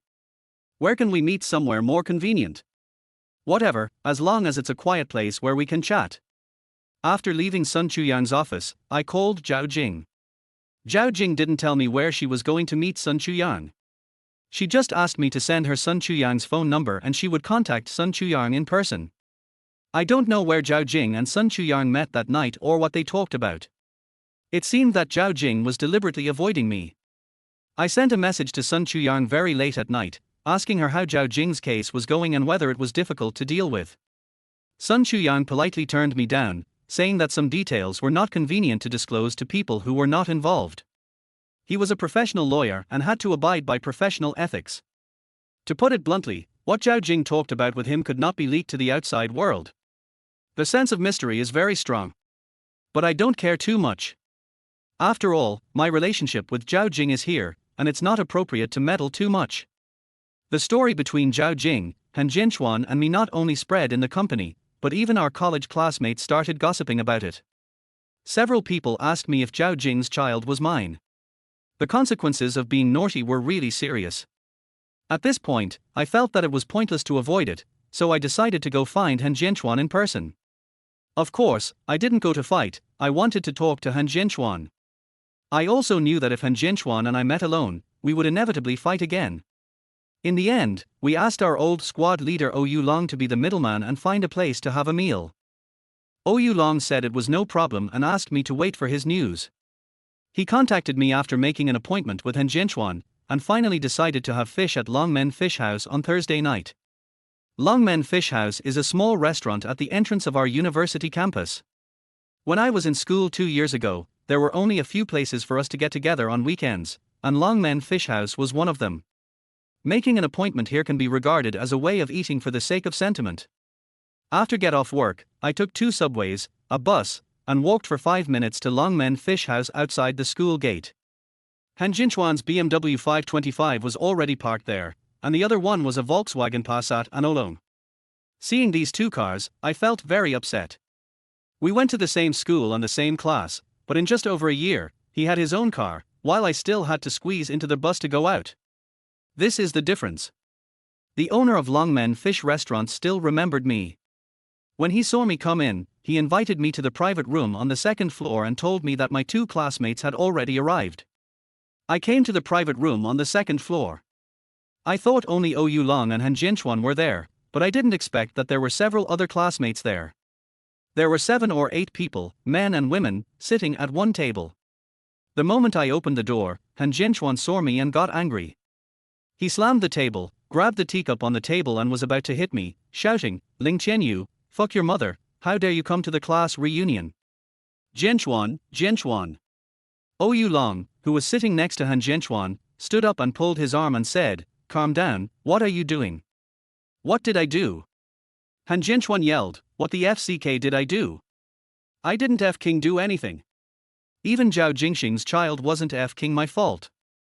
Ling Qianyu, you must give me an explanation today." The other students all turned their eyes to me. I walked straight to the round table from the door, pulled a chair over, sat on the chair and lit a cigarette for myself. After lighting it, I threw the lighter on the table, leaned back in the chair and looked at Han Jinchuan across from me and said, "I'm telling you, the child has nothing to do with me. I just made a comment out of impatience. As for whose child that is, I don't know. But I still have to tell you one thing, no matter who the child belongs to, you have no right to throw the child to death. It's illegal." Han Jinchuan yelled, "It's not your child, why the hell are you worried about it? I just want to kill Zhao Jingxing's child. What can you do to me?" I sneered and said, "Ignorance. Who the hell are you calling ignorant? Stop arguing, stop arguing." Another female classmate tried to smooth things over, saying, "It's pointless for you to keep arguing like this. Can't you just call Zhao Jing out and ask her about it?" "Call," Han Jinchuan said to the female classmate, "Bainer, you have a good relationship with Zhao Jing. Give Zhao Jing a call and ask her to come here. Ask her clearly in front of so many classmates. Ling Qianyu, if you have nothing to hide, take out your phone and put it on the table. Don't try to tip off Zhao Jing." I took out my phone and put it on the table, smoking a cigarette and said, "If I touched my phone before Zhao Jing came, I'll be your f-king grandson." Chapter 8: Zhao Jing's Revenge. Female classmate Biner made a hush gesture and said to us, "You two stop arguing. I'm calling Zhao Jing now. I'm on speakerphone. You two should stop talking." Everyone was in the mood to watch the fun, and they were quite cooperative with Biner. They all held their breath and waited quietly. The phone rang a few times before Zhao Jing picked it up. She said happily on the other end of the phone, "Dear, I haven't contacted you for a long time. Why did you think of calling me today?" Bina also pretended that no one was around and said to Zhao Jing, "I was not in Kunming some time ago, and I didn't attend your baby's 100-day banquet. I just came back and thought of calling you. Do you want to get together?" Zhao Jing on the other end of the phone obviously hesitated for a moment, and said softly, "Bina, to be honest with you, it's a bit inconvenient for me to go out with the baby alone. You should have heard that the baby is not mine and Han Jinchuan's. These days I'm asking Qianyu to find a lawyer to help me with the divorce procedures." Biner's eyes turned to me, and so did the others. I picked up the cup in front of me and took a sip of tea as if nothing had happened. Biner coughed lightly and continued to ask, "Ling Qianyu helped you find a lawyer to handle the divorce procedures? You and him? He didn't he say anything else?" Zhao Jing said on the phone, "I want him to marry me." Poof, I couldn't hold it back and I sprayed it out instantly. "What's wrong with you?" Zhao Jing on the other end of the phone thought that Biner had exploded, and asked, "Are you so surprised?" "Well, I couldn't help it." Bei Na said intermittently, "Is the child yours and Ling Qianyu's?" "Yes." "Bullshit." I couldn't help it and yelled, "Zhao Jing, what on earth do you want to do? You feel bad if you don't kill me? Didn't I just reply to your comment on your moments? Do you have to frame me like this?" "Qianyu." Zhao Jing on the other end of the phone asked in surprise, "Why are you here?" "Not only am I here, Han Jinchuan, OU Long, several old classmates from our class are here too. You have to explain everything clearly today, in front of all these classmates, take the child to the hospital, and we'll do a paternity test, on site. There was silence on the other end of the phone, but the call was not hung up. After being silent for about 5 seconds without any response, Han Jinchuan could no longer wait and said, "Zhao Jing, you'd better not hide. You are still my wife. I have the right to know whose child this is.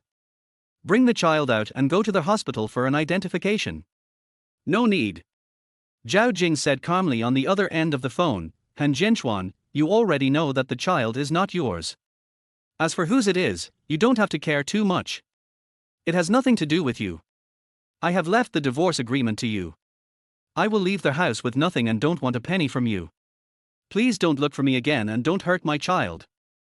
Han Jinchuan was furious and shouted, "Zhao Jing, get over here. If you marry me, you must be faithful to the marriage. You must explain to me clearly whose child this is." "Loyalty." Zhao Jing sneered, "Han Jinchuan, you mentioned loyalty to me? Don't you feel embarrassed? Should I tell you that I had a prenatal checkup on March 11th? Where were you that morning? You were hugging Bina in a private room in the Ocean Hotel, right? Do you still need me to send you a screenshot of you and Bina's WeChat?" Bina's face turned red and white. Everyone at the scene was surprised. No one expected that more gossip would be involved today. Han Jinchuan shouted angrily, "You peeked at my phone. Isn't this tantamount to confessing one's own crime?" Zhao Jing said coldly on the other end of the phone, "Let's part ways in peace. Let's not delay each other. My lawyer will find you in the next 2 days." After that, Zhao Jing hung up the phone. The entire private room was unusually quiet. Oyu Long and others looked at me, then at Bina, and finally their eyes fell on Han Jinchuan. This is so fucking messy. Han Jinchuan was quiet this time and didn't say anything. Bina on the side was even more silent. It was really not glorious to be exposed in front of so many classmates. But Bina called Zhao Jing dear, like a saintly bitch, as if their relationship was very close. It was indeed very intimate. She even slept with someone else's husband. How could they not be intimate? After a moment of silence, Han Jinchuan suddenly raised his head and glared at me, shouting, "Is Zhao Jingxing's child yours?" I got furious at that moment, grabbed the cup in front of me and threw it at him, shouting, "No, no, no. Fuck you, didn't you hear me? Do you have to wait for me to answer yes before you're satisfied? I'm warning you now, don't bother me again, don't think I'm holding back because I'm afraid of you. Even if the child is mine, it only proves that you're a loser, understand?" Han Jinchuan overturned the table immediately. Oyu Long hugged Han Jinchuan and yelled, "Okay, don't blame each other. We are all. Why take it so seriously when we are just playing? Let us part ways in peace." I glared at Han Jinchuan, turned around, pushed open the door of the private room and walked out, with my hands in the pockets of my jeans. I couldn't help but return to the campus. It was still the same as it was a year ago, not much had changed. There were still teenagers wearing headphones and riding skateboards speeding past on the tree-lined path. This was a picture of youth, and this picture was gradually moving away from me. Society is a big melting pot. When you leave campus and change from a favored child of heaven to a salesperson or a salesperson among the members of society, all your sense of superiority and pride will be shattered into ashes in an instant. Over the past year, I have endured countless ridicule and sarcasm, and seen too much contempt and disgust, but I have no choice. I still have to live in such a society and work hard.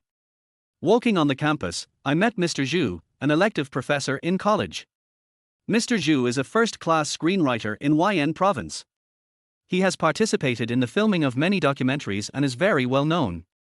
Among his many students, I am just an ordinary student. I didn't expect that when I was walking on the tree-lined road with my head down, I was recognized by Mr. Zhu. I didn't even notice him passing by me. He walked behind me, stopped, turned his head and looked at my back, and asked uncertainly, "Tian Yu?" I turned around and shouted in surprise, "Old man. It's really you." Mr. Zhu turned around enthusiastically, stretched out his hand to me and asked, "How come you have so much time to come back to school today? Haven't you eaten yet? Let's go eat together. Have a drink with me. You didn't drive, did you?" I scratched my head and said, "Where did the car come from? It's good that you don't have a car." Mr. Zhu pointed to a restaurant in the school and said, "I have classes in the evening. Let's just eat something in the school and talk about your work in the past 6 months since graduation." Mr. Zhu and I chatted about many topics. He said that he was impressed by me because I wrote 2 very successful scripts when I was taking elective courses. Since then, he began to pay attention to me. Later, he found out that I wrote novels online, and his impression of me became even deeper. When we talked about my current job, Mr. Zhu immediately became interested and said to me, "It's good to be in an executive company. You can get in touch with people from all walks of life and expand your social circle. I believe you have the ability to make many good plans. Old man, your words are more encouraging, but I still thank you." The old man raised his glass and clinked it with mine, then said to me, "You are just too modest. It's totally unnecessary. In today's society, everyone wants to package themselves and brag about themselves." I smiled awkwardly and reminded the old man, "You still have classes tonight, so drink less." Drink less. Mr. Zhu shook his head and said, "How can I teach if I drink less? You don't have to worry about me. Drink as much as you can. One of my students wants to open a bar by the Jinchi Lake. Use your imagination to make a marketing plan for this bar." Bar? Marketing plan. I didn't quite understand what Mr. Zhu meant and looked at him with a puzzled look. Mr. Zhu put down his chopsticks and began to speak with his hands and mouth: overall design, style, and a series of marketing activities. There are hundreds of bars in Kunming now. No, tens of thousands, and they are basically the same. If you are the owner of this bar, how would you decorate it? How would you operate it? How would you stand out from the thousands of bars? How would you keep it going? Make a systematic plan. This student of mine just rented a store, but hasn't decorated it yet, and hasn't figured out how to operate it. How about you try it? Okay. I said to Mr. Zhu, "I'll try, but I don't know if I can do it well." "It's okay." Mr. Zhu smiled and said, "Just treat it as entertainment. Give yourself a chance to try. Let's take the first step, the positioning of the bar. How to become the favorite among many bars. Make a plan for me. I'll wait for your news." I took on a planning proposal from Mr. Zhu in such a confused manner. For me, making planning proposals is a common thing and there is no difficulty in it. However, making a planning proposal carefully is completely different from just doing it to get by. I decided to study it carefully tonight. On the way back, I was searching for bar information on my mobile phone while sitting on the bus. This was my first attempt at a bar planning proposal. It was already past 8 o'clock in the evening when we returned to the charming city. Zhao Jing was walking alone in the community pushing a stroller. Kunming was very warm at this time of year. The street lights on both sides of the community sidewalks were lit up. There were many people on the road, basically they were out for a walk after dinner. Zhao Jing was one of them. However, I felt like she was deliberately strolling near the main entrance of the community, waiting for me. Seeing me coming back, Zhao Jing pushed the stroller up to me and asked, "Did you hear what I said on the phone today?" I looked at Zhao Jing and asked seriously, "Why did you ask Beener to marry me? What do you want to do? Revenge? Revenge on me? Do you want everyone to mistakenly believe that this child is really ours?" Chapter 9: Hidden Secrets. By the end of the conversation, my attitude had become extremely bad and I looked at Zhao Jing angrily. Zhao Jing glared at me resentfully and said in a blaming tone, "Can't you speak more quietly? Can't you see the baby is asleep? If you wake him up, he will cry again." I was so speechless that I turned around and left. "Wait a minute." Zhao Jing stopped me from behind and said, "I've been waiting for you at the gate of the community for so long, why didn't you just leave without asking a question? You are so heartless. Conscience." I turned around and looked at Zhao Jing and said, "How can you expect me to have a conscience? I was at work, and I came to the hospital to take care of you and the child as soon as you called me. You asked me to find a lawyer, and I went to help you contact one without saying a word. And you turned around and said that I have no conscience." Zhao Jing rushed to say, "When you were short of money, I lent you money without saying anything. You had 8,000 and I lent you 10,000. We are friends. Did I ever ask you to be grateful to me when I helped you? Why do you want me to express my gratitude to you in front of you just because you helped me?" Once again, I was speechless at Zhao Jing's words. Her sharp tongue was no less than Zhao Minute in the Heaven Sword and Dragon Saber. Are all people with the surname Zhao so powerful? I am really impressed.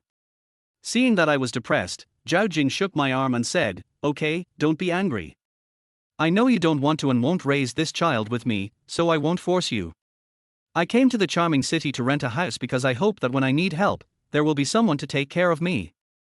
We all studied in other places and finally stayed in this strange city. I don't have many friends here, and there are not many people I can trust, really. Tianyu, I know you won't ignore me just because I'm in trouble, don't be angry, okay? I wanted to help you out of kindness, but you calculated me so thoroughly. Do you think you have me in your hands? I'm telling you, I'm fucking done with this. Go find whoever you want to help you. After saying that, I turned around and left. Ling Qianyu. Zhao Jing shouted behind me word by word, do you have to make me say such harsh words? If you weren't so careless, would Han Jianchuan know this secret? If you weren't so careless, would I have fallen to this point with a child? Some secrets can be kept for a lifetime, but because of you, it's too late now. Don't you think you should take some responsibility? I didn't ask you to marry me or accept the child. I just hope you can help me at this stage like a friend, okay? I won't bother you when I find a suitable nanny, okay? Zhao Jing became more and more excited as she spoke. By the end, her voice was a little tearful. The baby in the stroller opened his mouth and started crying. I felt deeply guilty. Zhao Jing was right. Some secrets can be kept for a lifetime. If it weren't for my joke, the mother and daughter wouldn't have fallen to this point. Zhao Jing always understood me. She knew what kind of words could touch me and soften my heart. I turned around and took the baby out of the stroller and held him in my arms. The baby in my arms stopped crying immediately, blinked his eyes, closed them again, pouted his mouth and fell asleep peacefully. When Zhao Jing saw that I had picked up the baby, she wiped her tears with one hand and followed me with the other hand pushing the stroller. We walked back in silence. Back to Zhao Jing's room, I put the baby in his crib, turned to Zhao Jing and said calmly, call me if you need any help. I am willing to help you, but please don't tell anyone that the child is mine, okay? That's not appropriate. Zhao Jing blinked her big eyes and looked at me. After a few seconds of silence, she said to me, I'm sorry, I know it's not appropriate to do this, but I really have no other choice recently. I moved to the Charm City to hide, not to avoid Han Jianchuan, but to avoid another man. He is not worthy of being the father of the child. We all know this person. Han Jianchuan made a big fuss about this matter, and he also heard about it. He has been looking for me and wants to take me to do a paternity test for the baby. If he confirms that the child is his, he will. Having said that, Zhao Jing didn't say anything else. I speculated on what Zhao Jing said. We all knew the biological father of the child. Our common social circle was university classmates and teachers. Whose father could the child be? It might be impossible to guess by guessing. I continued Zhao Jing's words and asked, what would he do if he knew the child was his? Zhao Jing raised her head, her eyes filled with fear, and she looked into my eyes and said seriously, he will try every possible way to kill my baby. I don't know why, but when I heard Zhao Jing say that, I broke out in a cold sweat, because I didn't think Zhao Jing was joking. Zhao Jing continued, I'm sorry, Qianyu, this is the only way for now, okay? When the time comes, I will leave and I will clear your name. Who is the father of the child? I can't tell you. Zhao Jing answered thoroughly, it's not good for you to know too much. Go back and have a rest. I'm going to give the baby a bath and get ready for bed. I raised my left hand and looked at my watch. It was only 9 o'clock. Why was I going to bed so early? But I didn't ask any more questions. Since Zhao Jing had already issued an order to expel me, I might as well take advantage of the situation and go back early. I have a planning proposal waiting for me to work on. When I got home, turned on my computer, and got into work mode, I quickly forgot about the troubles brought by Zhao Jing. I had made a plan for a bar before, about 3 months ago, but I was criticized when I submitted it. Su Xiamor quickly handed the project over to someone else. In fact, my idea is indeed a bit alternative. When all bars are pursuing sound effects, lighting effects, and stage effects, I just came up with a plan for a Utopia bar. I hope to own a bar like this, where there is no noisy heavy metal music, no dance floor where people can twist their bodies wantonly, and no spotlights that blind people. Instead, there is only comfortable music, soft lighting, and a grand piano on a stage that is neither too big nor too small. When I feel tired, I can find a bar like this to sit for a while, read a book, or chat with 1 or 2 friends. After a day's work, we should relax in a relaxed way instead of deliberately getting drunk. I reorganized a plan like this, and when I sent it to Mr. Zhu, I specifically said, I am prepared to be scolded. After reading my plan, Mr. Zhu replied to me, I didn't expect that the plan you came up with would be like this. Me, am I disappointing you? Mr. Zhu, I'm not disappointed, just very surprised. However, this is consistent with your personality. Whether this plan is valuable or not is not up to me. It depends on what the bar's investors think. Me, I'm ready to be passed. Mr. Zhu, then why do you want to come up with such a plan? Me, because I like it. It's their business if others don't agree with it. Mr. Zhu, you kid, you really have a bad temper with me, just wait for the news. After saying good night to Mr. Zhu, I lay on the balcony and smoked. I couldn't help but think of Mu Xia again. Thinking of how Tang Sheshuai pushed and kicked me out of the store, my self-esteem had been shattered to pieces. I even hoped that I would never see Mu Xia again. When I saw Mu Xia, I would remember the scene where she witnessed me being driven out. That was a pain that could not be healed. On Friday, I spent half the day in a daze. In the afternoon, my colleagues planned to have dinner together in the evening on an AA basis. Lei Sudong was the first to reply. His words revealed a sense of pride and pride. I have to do the venue layout for Dayton's static exhibition tonight. My performance has been very good recently, so I won't go with you guys. Just have fun. These words made people feel uncomfortable, as if he was showing off his achievements. The colleague who had just made an appointment to eat and sing stopped talking immediately. It was quite awkward for a moment. Finally, Su Xianmore came out to rescue and sent a message in the group. Our department's performance has been very good in the past 2 months. We will go through the department's accounts tonight. Whoever is free can come out for a small gathering. Lei Sudong replied immediately, my site layout can't start until the evening. Let us have dinner together after get off work, and then I'll go to work. I kept looking at the group and was too lazy to talk, so I sent a private message to Su Xianmore, telling her that I would not attend the dinner party in the evening and that I like to be alone recently. Su Xianmore asked me if I was sick. What she meant by sick was a psychological illness. She also advised me, if you feel stressed or wronged, go talk to a psychologist, maybe it will help you. I have a friend who is a psychologist. Then, Su Xianmore sent a business card on WeChat, Tong Yao. I replied to Su Xianmore that I was fine, but Su Xianmore insisted that I add her as a friend to chat, and said that she had already talked to her friends and asked me not to feel burdened.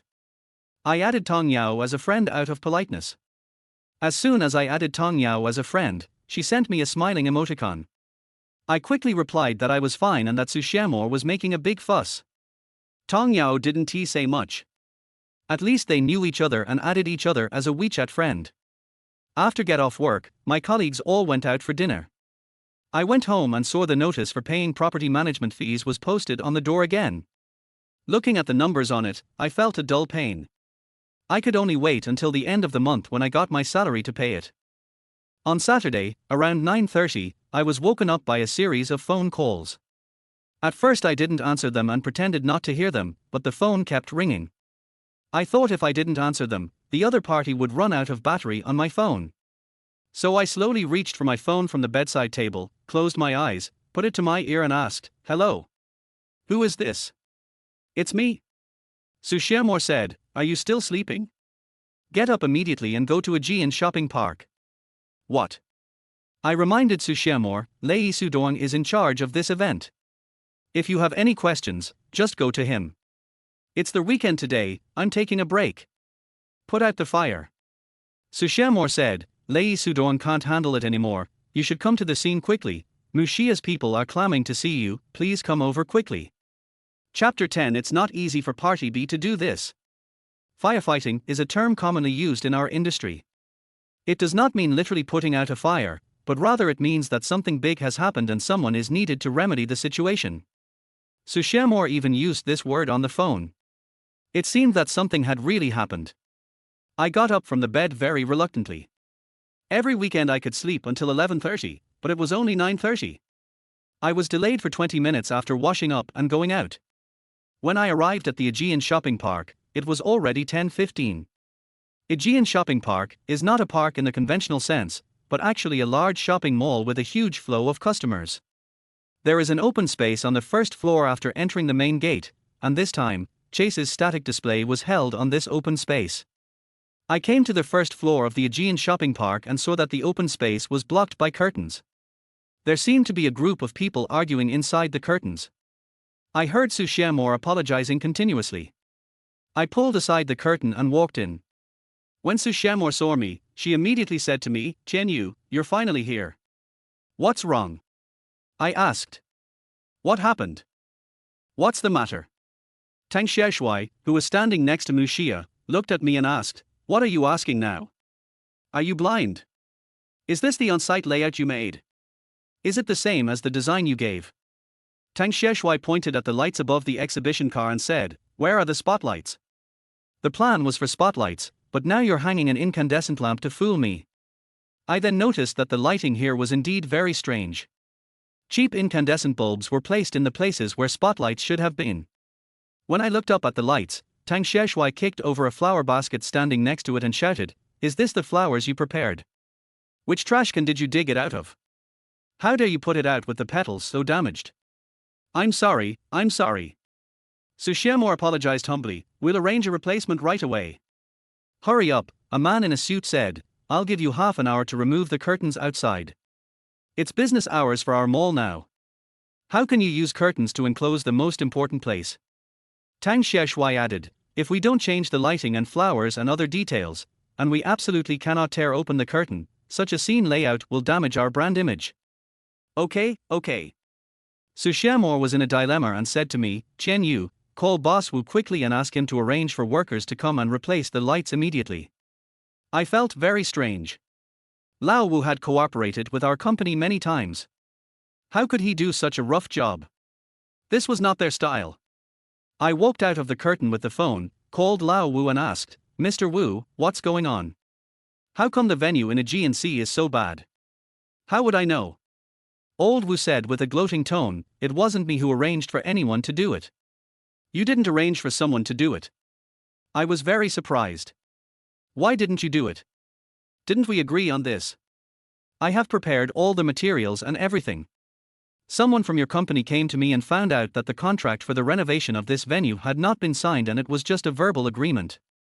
So they no longer needed me and asked someone else to do it." Lei Sudong. I asked, "Did Lei Sudong cancel the deal with you privately?" "I don't know." Old Wu said on the other end of the phone, "Anyway, he's someone from your company. Did he get into trouble because he was greedy? To be honest, your sharp-tongued Su Xiamor has called me twice and asked me to arrange for someone to come and set up the venue immediately, but I can't do anything. My workers are all out working, and I can't find anyone to arrange for them." "Boss Wu, brother," I begged, "don't be so arrogant now. I know you're upset and you want to see Party A cause trouble for us. Can I apologize to you? Look at the event I was in charge of. I wasn't there to take care of your business. I was originally in charge of this event, but something unexpected happened and I handed it over to my colleague. Brother, hurry up and put out the fire. I can't take it anymore." Mr. Wu said with a smile on the other end of the phone, "Brother, only if you call me, I am willing to talk to you. As for your sharp-tongued Su Xiamor, I really don't want to deal with her. We can cooperate if we want, but you always threaten me. Don't be angry. I smiled at Mr. Wu like a grandson and said, "Our Miss Su has always been very rigorous in her work. She is not a bad person. Don't take it to heart. You see, I am on fire now. If you don't come to save the situation, we will die in a very ugly way."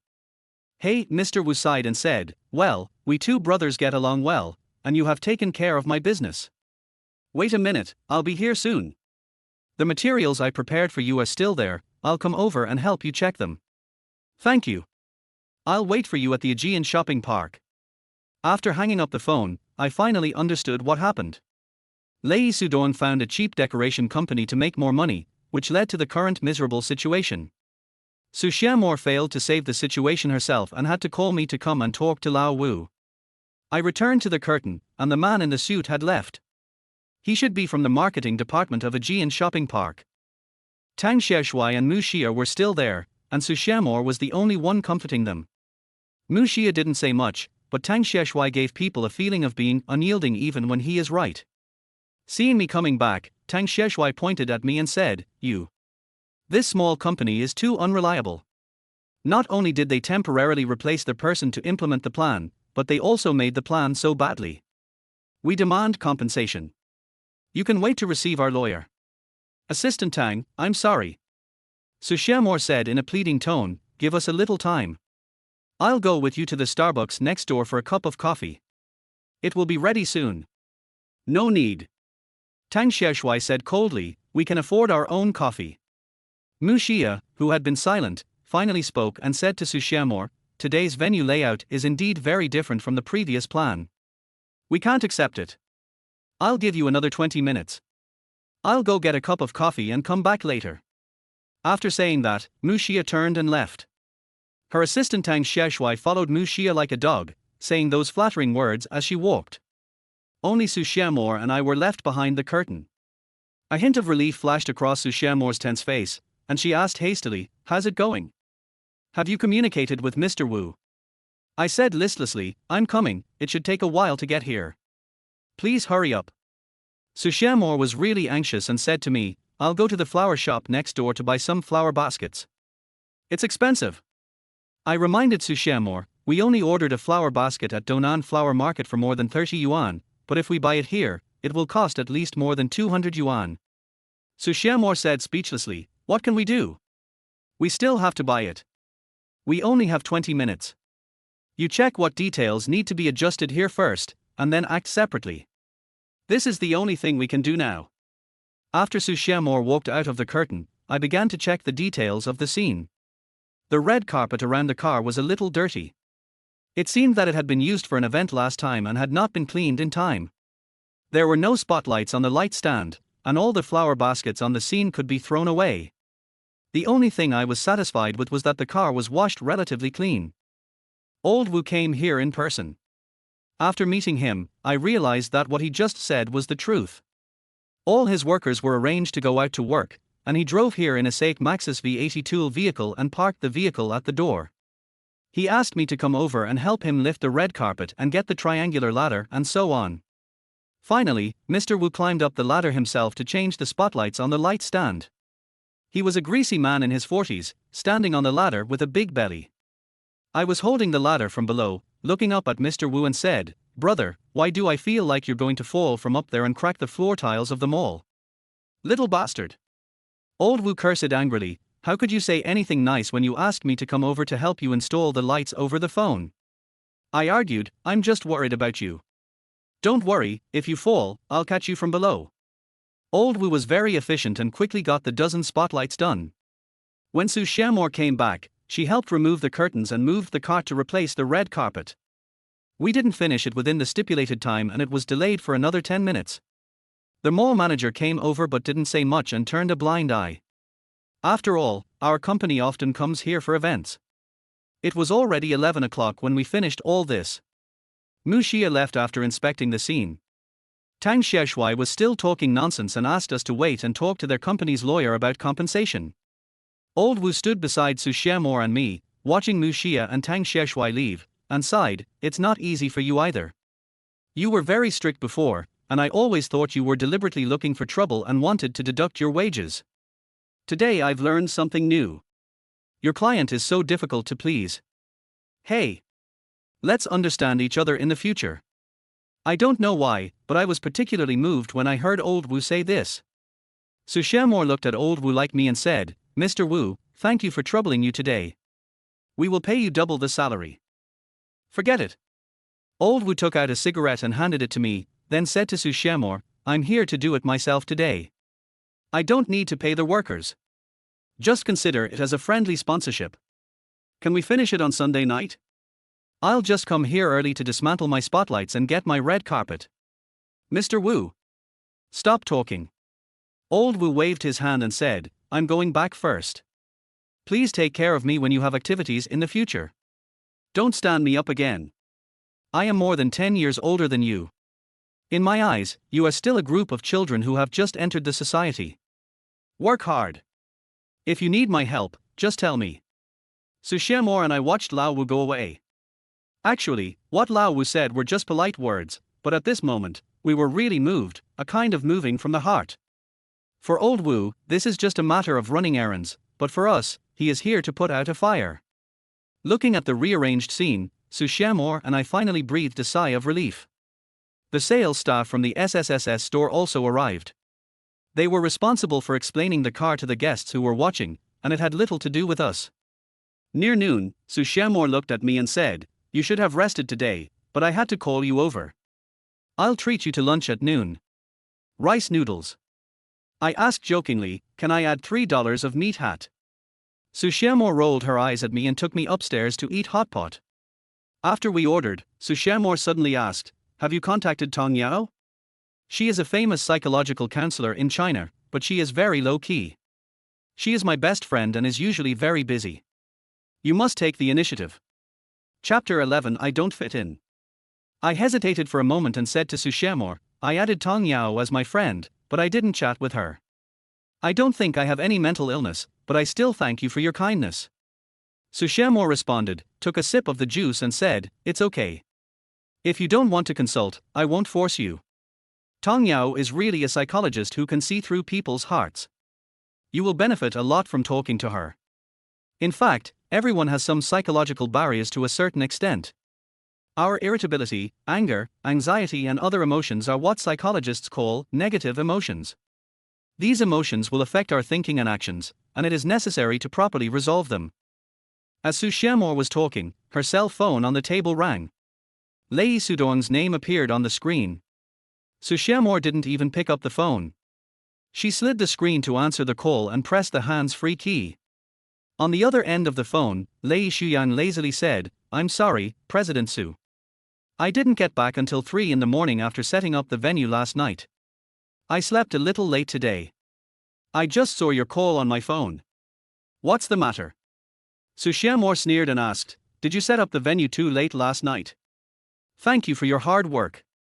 Now everything is fine. Remember to come to the company for a meeting on Monday." After that, Su Xiamor hung up the phone. I guess Lei Sudong on the other end of the phone was a little confused. The meeting on Monday is held every week, and Su Xiamor even called him to inform him. I wonder if he felt a chill down his spine. After lunch, when we left Aegean Shopping Park, there were already some people standing around the small square on the first floor looking at the cars, and the on-site sales consultants were also explaining to these inquirers. In any case, the customer flow of Aegean Shopping Park is there, and it is certain that it will play the expected role in publicity, and it is not impossible to close deals with customers. In front of the Aegean Shopping Park, Su Xiamor and I said goodbye. Before leaving, Su Xiamor told me tactfully to go talk to Mu Xia alone. Today's incident could be a big deal or a small one. If Mu Xia wants to make a fuss about it and really takes our company to court for compensation, we will definitely have to bear part of the responsibility. It's okay to lose money, but losing customers and reputation would be a big loss, and the impact would be bad.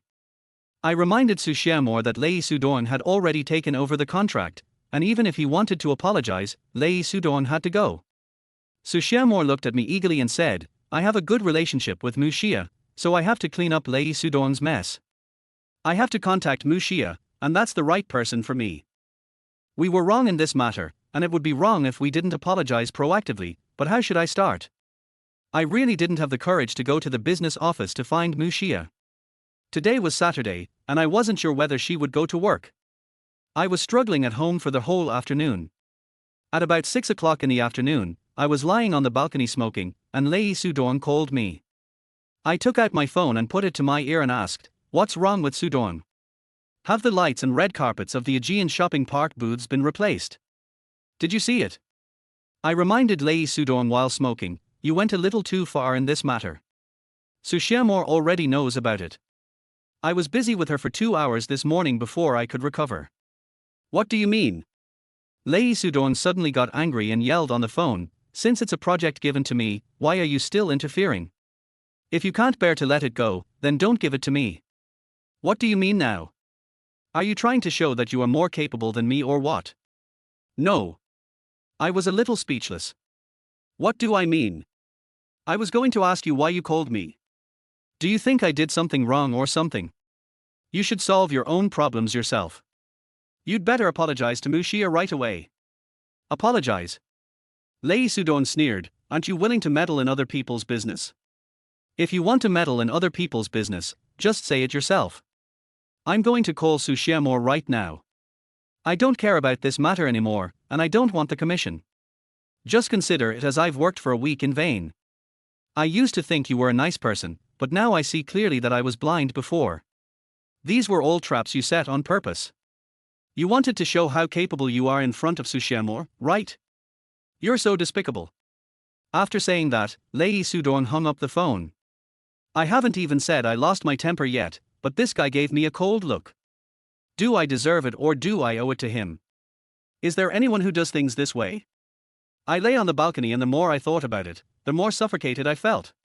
I didn't even finish the remaining half cigarette in my hand, and I threw it out. Fuck it, whatever you want, I don't care. On Sunday morning, Zhao Jing called me and asked me to come over. She had made an appointment for a nanny at a housekeeping company. Around 10:30, the housekeeping company would bring the nanny over for an interview. She hoped that I would be there too. After all, she had a lot of concerns about taking care of the child at home alone, so she hoped that I would pretend to be the male host. Today's society is indeed scary. If bad guys knew that Zhao Jing, who is rich and beautiful, lives alone, it would not be surprising that they would have bad intentions. The most important thing is that Zhao Jing doesn't know how many people will come from the housekeeping company in a while. After receiving the call, I quickly washed up and went to Zhao Jing's house. She had just finished feeding her baby and was preparing to make breakfast for herself. I took milk, honey and other things to the kitchen to help her heat them up. At 10:30, the people from the housekeeping company came and brought a total of 3 nannies. They asked Zhao Jing to choose among these 3 nannies. After a brief acquaintance, Zhao Jing chose a middle-aged woman in her 50s, on the condition that food and lodging would be provided, and the nanny would be responsible for laundry, cooking, child care, etc., and the monthly salary would be 8,000. I want to be a nanny after seeing this. The salary is several times my basic salary. It's good to have a nanny guarding Zhao Jing and the baby day and night. Anyway, Zhao Jing has money. As for where her money comes from, I don't know, and I don't want to study where Zhao Jing's money comes from, but one thing is certain, she has a lot of money. I guess this money may be related to the child's biological father. Monday, company conference room. Because I forgot to adjust the alarm on my phone last night, I went to work at my usual wake-up time. As a result, I encountered the super rush hour every Monday. I missed 2 buses and couldn't get on. When I arrived at the company, it was already 9:18. I was successfully 18 minutes late. At this time, everyone in the department had gone to the conference room for Monday's regular meeting. I pushed open the door of the conference room rashly. Su Xiamor was scolding Lei Sudong. There were more than a dozen people in the department, and the others didn't dare to speak. When they saw me come in, they all looked at me with strange eyes, especially Lei Sudong. He looked at me with anger. Su Xiamor glanced at me, and I took the initiative to explain, "Today is Monday, and there is a traffic jam on the road. Please sit down." Su Xiamor responded and continued to say to everyone, "Last Friday, Lei Sudong took over the static display event of that on from Ling Qianyu. This event not only failed to create profits for the company, but also caused considerable losses. I now publicly announce that the commission of all Lei Sudong's projects this month will be deducted. Everyone should take this as a warning. Lei Sudong, do you have any opinions?" Lei Sudong sat at the table, first raised his eyelids and glanced at me, then said in a dissatisfied voice, "No objection. That's all I have to say. Everyone else will report on the work summary of the previous week. I have always been a person who is not well liked. It was like this when I was in school and it is still like this when I started working. I don't like to actively please others, and I don't want to force myself to do things I don't like.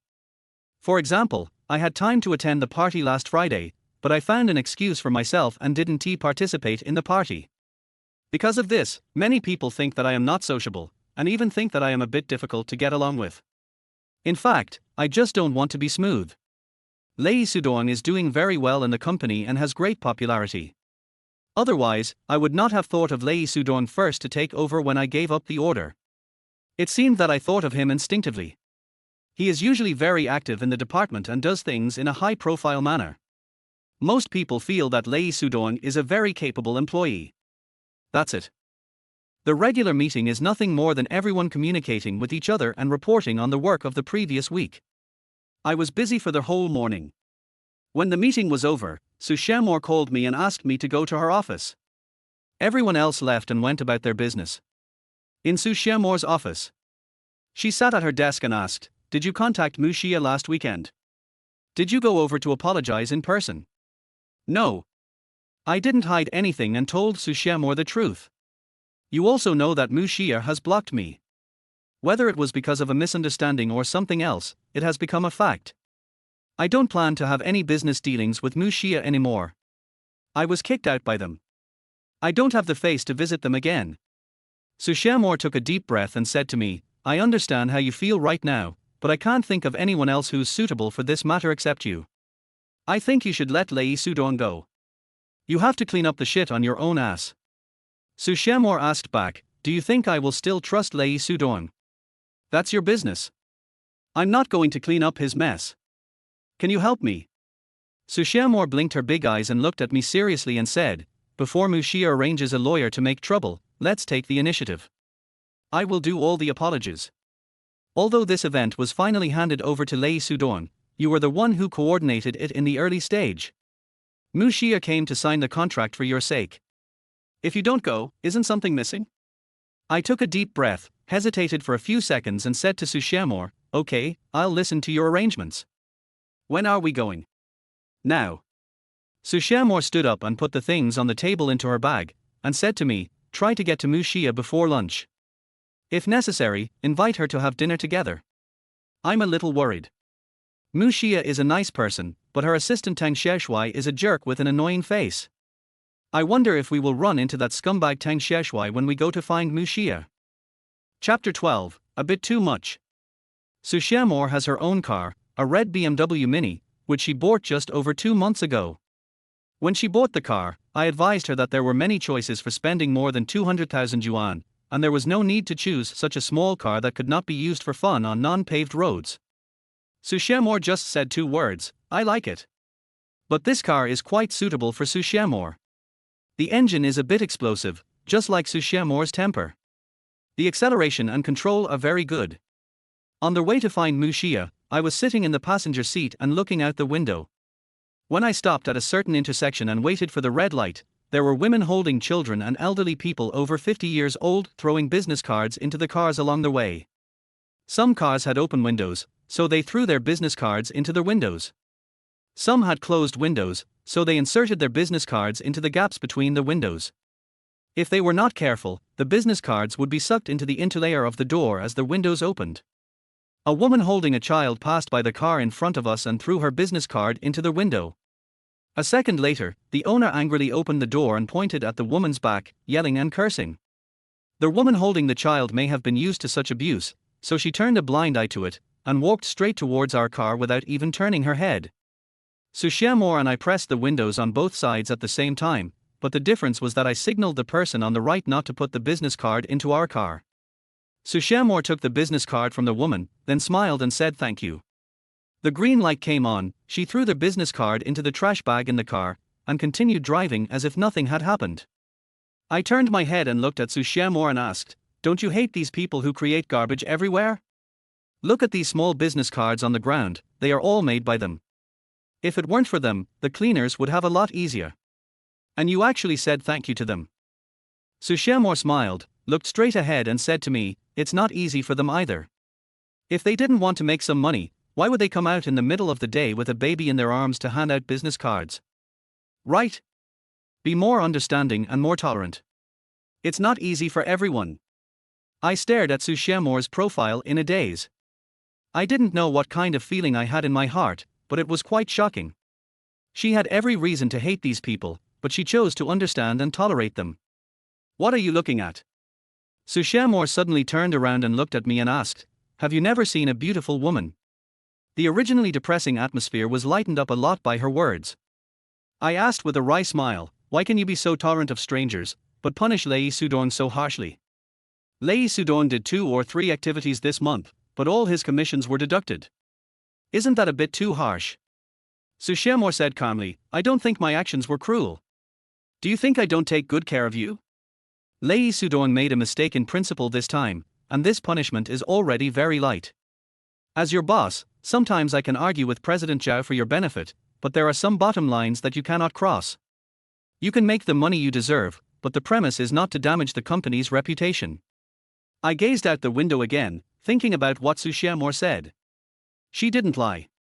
She did argue with the company's top management for our interests. Because of her temper and personality, not many of the company's top management like her. Mr. Zhao and others all disliked her. But there was nothing we could do. Su Xiamor's abilities were there, as were the achievements our team had made, and most importantly, the company's chairman, Wen Ya, recognized Su Xiamor. As for Mr. Zhao and his people, although they disliked Su Xiamor, they did not dare to do anything to Su Xiamor. While I was daydreaming, Su Xiamor suddenly asked, "Chen Yu, why do I feel like you don't like to play with other people in the department? You didn't attend many parties, why is that?" "I like quietness." I looked ahead and said, "Drinking and singing in KTV, venting in the bar dance floor, jumping around in the disco, these are not suitable for me. If I go there, I will shrink in the corner like a wooden stake, which will spoil everyone's fun. I might as well not go there." Su Xiamor sighed and said, "But in today's society, isn't it like this when it comes to gatherings?" I smiled bitterly, looked at Su Xiamor and said, "I just haven't learned to humble myself and accept things I don't want to accept." After hearing what I said, Su Xiamor stopped talking. It was almost lunchtime when we arrived at the Datong business office. We were lucky because Mu Xia was working in her office. I guided Su Xiamor to Mu Xia's office. Mu Xia was quite polite to us and received us in an official manner. The topic of their conversation definitely revolved around the word apology. Su Xiamor really put aside her status and said to Mu Xia very sincerely, "The Aegean Sea event was not well executed by our company. Today I came here with full sincerity to apologize to your company. We are also willing to bear the losses caused to your company." Loss. Tang Xueshui appeared from outside the door. He should have come to Mu Xia to deliver some documents and wait for Mu Xia's signature. He happened to see us, so he came over and said rudely, "Can you afford it? This is a problem related to our brand image. Do you think it can be solved by paying some compensation?" Tang Xueshui, Mu Xia stopped Tang Xueshui and said to him, "Put the document on my desk. I'll take a look at it later. Go and do your thing."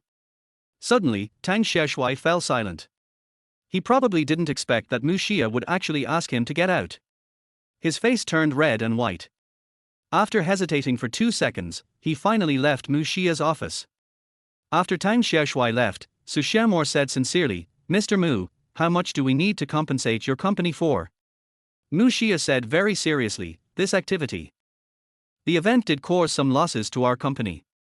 If we want to count them, the losses can be big or small. After all, our brand image is here. It is indeed a bit too much for me to ask you to compensate us with hundreds of thousands of dollars. You can just return our event fees."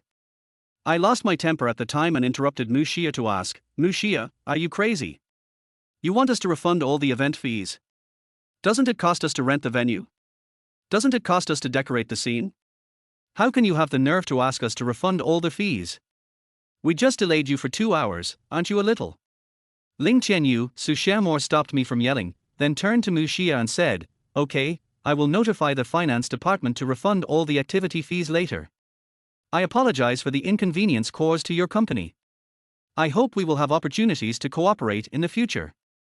After that, Su Xiamor stood up and said, "Since the matter has been discussed, I will not bother you anymore. I will let the finance department contact you later." Mu Xia also stood up, stretched out her hand to Su Xiamor and said, "It's a pleasure to work with President Su. I hope we will have the opportunity to continue working together." Su Xiamor, who has always been aggressive in negotiations, actually compromised so easily, and I think Mu Xia, who has always been reasonable, actually went so far in this matter.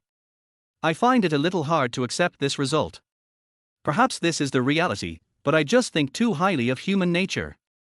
What kind of heart is hidden under Mu Xia's stern face? On their way back, I told Su Xiamor that there was no need to compensate for all the damages. A few thousand yuan would be enough, at most 10,000 yuan. Su Xiamor was worried that Mu Xia would be involved in the brand's reputation, which would be even more troublesome. Moreover, Mu Xia was from the Southwest Business Office, and she fantasized about cooperating with Mu Xia in the future. After all, Mu Xia's activities are very frequent, and the fees are not low. I couldn't argue with Su Shemore, but I didn't want to hold my breath, so I took out my phone and added Mu Xia as my WeChat friend again. There was a reason for applying to add a friend, and I directly typed this line of words on it: God is watching what you do, don't do anything too much, be careful of retribution. I didn't expect that after I sent the friend verification request, Mu Xia actually added me as a WeChat friend again. I stared at the screen, waiting to see what kind of text Mu Xia would reply to me. Even when I arrived at the company, I didn't see Mu Xia reply to any message. I don't know why, but I always felt that people in the company looked at me with something wrong today. I sat in the cubicle office area, turned on my computer, and logged into Work QQ, only to find out what was going on. In the work group, everyone felt sorry for Lei Sudong, although their expressions were very tactful.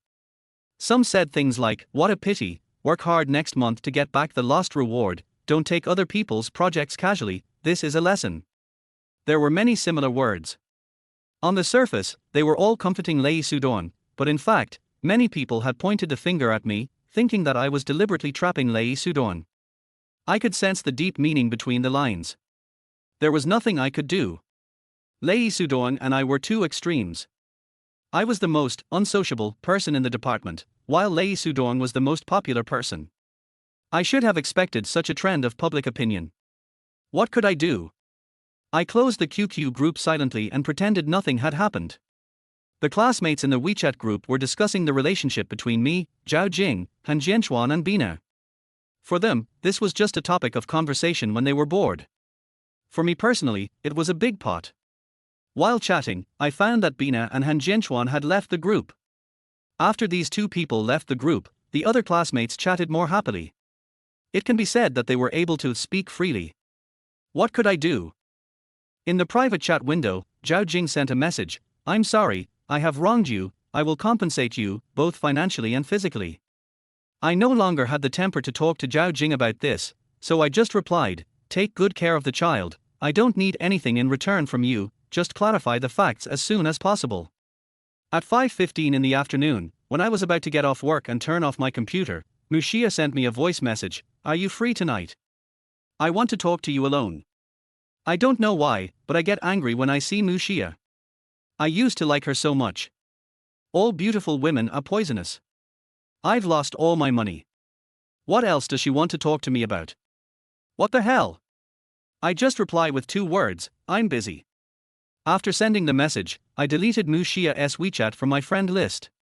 At this moment, I realized that the reason I added Mu Xia as a friend was to say to her, "God is watching what you do, so be careful of retribution." Was it a curse? Or was it to vent? I think it was more of a vent. Anyway, the moment I deleted Mu Xia, I felt pretty good. After get off work, I returned to the community and saw Zhao Jing walking in the community with a baby stroller. I swiped my card to pass the gate, and Zhao Jing took the initiative to greet me and said with a smile, "You live alone, come and have dinner with us, I have been waiting for you here for a long time." No need. I declined, I'll just go back and eat something by myself. Why are you so polite? Zhao Jing said with a little dissatisfaction, "Anyway, we have a nanny to cook at home, it's not a big deal, come over and have a bite." Zhao Jing, I looked at her seriously and said, "Let's keep our distance. I will help you when you need help, but normally, let's not get too close." Zhao Jing bit her lower lip and looked at me in a daze. Coincidentally, at this moment, Mr. Zhu called me. I took out my cell phone to answer the call and walked away. I didn't seem so embarrassed. This old man is really a savior. After the call was connected, Mr. Zhu on the other end said happily, "Chen Yu, your plan has been well received by the other party. They want to talk to you alone. Is it convenient today?" Chapter 13: Dignity and Face. I turned my back to Zhao Jing and answered the phone, walking towards the building where I lived while talking. Today. I decisively rejected Mr. Zhu and said, "Today is not convenient. I just got back from get off work and I have a few plans to do in the evening. Can we do it another day?" "Mr. Zhu, the other party thinks your idea is very good. She is going to adopt it. She wants to meet with you to talk and see if you can come up with something more detailed. By the way, discuss the compensation. Forget it. I said to Mr. Zhu, I don't want any reward. I will find time to make the detailed design of the bar and send it to you. You can just give it to her. I didn't think about asking for money when I did this. I just want to show off in front of you, so that you can feel a little proud and accomplished. How about it? Are you happy to see that my plan is recognized? Mr. Zhu couldn't help laughing, and said on the other end of the phone, You little brat, you really treat me like a child, not bad. I am very pleased. Since you are busy, forget it, I will express your meaning to the other party. Okay. I smiled and said, That's it. I'll prepare some wine and visit you some other day. Okay. Mr. Zhu said with a smile, I'll wait for you to come and see me. After hanging up the phone, I was already downstairs. I didn't know if Zhao Jing was still following me, but I didn't want to look back. I took a step forward, opened the door, walked into the corridor, and started waiting for the elevator. The moment I walked into the elevator, I couldn't help but glance outside with the corner of my eye, and found that Zhao Jing was standing outside pushing a stroller, but I still walked into the elevator indifferently. I went home and sat on the sofa in a state of anxiety, as if I had done something terribly wrong, feeling anxious and uneasy. If time could go back, I would definitely not comment on such a mean joke in the circle of friends, which really got me into trouble. There is no regret medicine in the world, and it is useless to say anything. A bowl of porridge and a pile of pickles. I have long been accustomed to such dinners. When I am alone, everything is simple, including dinner. Zhao Jing sent me a message asking, was it really only sex and no love during the time we were together? After reading the text message, I didn't know how to reply. Coincidentally, Mu Xia called me at this time. She blocked me last week, but I still saved her phone number in my phone. At this moment, she called me and her name was displayed on the phone screen. I hesitated for a moment, but still swiped the screen to answer the call. On the other end of the phone, Mu Xia still used her unique, cold attitude to ask, Ling Qianyu, I have something to talk to you about. What's the matter? I asked calmly, is it business or personal? If it's personal, let's not talk about it. Business. Business. Hearing her say that, I got even more upset. Are you here to collect the money? Su Xiamor has already agreed to your request and will return the 50,000 yuan event fee to you. Why are you in such a hurry? Can't you wait a day or two? Can't you wait until our company completes the financial procedures? It's so difficult for you to pay, and you know you can't wait if you want a refund. Mu Xia on the other end of the phone whispered, I have already received the 50,000 yuan refund from your company. Then what else do you want to do? My tone was already a little angry. You got the money, why are you still talking to me about business? Do we have other cooperative projects that have not been completed? Are there any outstanding debts that have not been settled? It seems that there are none. Since there are none, what's the point of talking about business? Mu Xia completely ignored my anger and continued, I want to continue cooperating with your company. Stop. I interrupted Mu Xia and said, I'm telling you, you're being too immoral. Can you find another party to cheat? Is it fun to keep staring at us? We just helped you organize an event for free, and we lost both the wife and the army, and you still think it's not enough? You want to continue to cheat us? Even if we are soft persimmons, you can't squeeze us like this, right? Mu Xia did not make any extra explanations and continued to talk to herself. I read the event planning proposal you submitted to me last month, and I felt it was pretty good. It was the proposal for donating to schools in poor mountainous areas. I saw that your event budget was 50,000 yuan. I think this event can be bigger, so I decided to spend 150,000 yuan on it. If your company is interested, you can come over to discuss cooperation. I will be in the company all day tomorrow. After that, Mu Xia hung up the phone. I sat on the sofa in a daze, unable to come to my senses for a long time. A budget of 50,000 yuan is already a lot, but they want to make it 150,000 yuan. What the hell is this? For an execution company like us, the higher the budget and the bigger the event, the more profit we make. I quoted 50,000 yuan for this poverty alleviation event, but the actual expenses are only about 35,000 yuan, and the company's net profit is guaranteed to be 15,000 yuan. If we make 150,000 yuan, wouldn't the company be able to make 45,000 yuan at once? This is still the most conservative estimate. The actual income is more than this number, only more, not less. What does Mu Xia want to do? Is she going to continue to trick us? Should we take on this activity? I feel that I can no longer make the decision on this matter. After all, I am the lowest level employee in the company. I should leave the decision to Su Xiamor. I conveyed Mu Xia's intention to Su Xiamor, and Su Xiamor replied very happily, do it, why not? After replying this, I saw that she had sent a notice in the work group, requiring all staff in the department to come to the company for an emergency meeting tomorrow morning. Needless to say, everyone knew that it was about this matter. After finishing this task, I remembered to reply to Zhao Jing's message. I don't know if I have feelings for you, but I felt a little lost after the breakup. I have told myself countless times that we were together just to have sex and to satisfy each other's sexual needs, nothing more, but I still felt lost for a long time. If there is no feeling at all, why would I feel lost? Don't mention the past anymore, we can't go back. After sending this message, Zhao Jing never replied to me again. On Tuesday morning, I was the last one to arrive in the conference room, but I was not late today. Su Xiamor looked around and saw that everyone was present. She said, there is a self-driving tour activity for poverty alleviation in Datong. The budget for the activity is 150,000. Who will take over this project? Chatong. Lei Sudong spoke first. He put on a look of disgust and said, still want to participate in Chatong's activities? Do you still want to be cheated? Whoever is willing to do it can do it. Doesn't our department have a good relationship with Chatong? Can't we just let him go? Being cheated once is a mistake, and being cheated twice is stupid. Anyway, I won't go. After saying that, Lei Sudong looked at me deliberately. Other colleagues all looked at me at the same time. It was obvious that Lei Sudong had something else to say. His underlying meaning was to say that I had deliberately set up a trap for him with the Aegean Sea event last week. Zhen Xinjian, who usually has a very good relationship with Lei Sudong, also agreed, Boss Su, we have to learn from our mistakes. We were just cheated out of 50,000 yuan by Datong yesterday. Why do we still want to cooperate with them? Good horses never turn back. I think we should just forget about this matter. Yeah, let's forget about it. I can't handle such a difficult client. Neither can I. Whoever is capable can go ahead. I know myself well, so I give up. Everyone started to complain at once.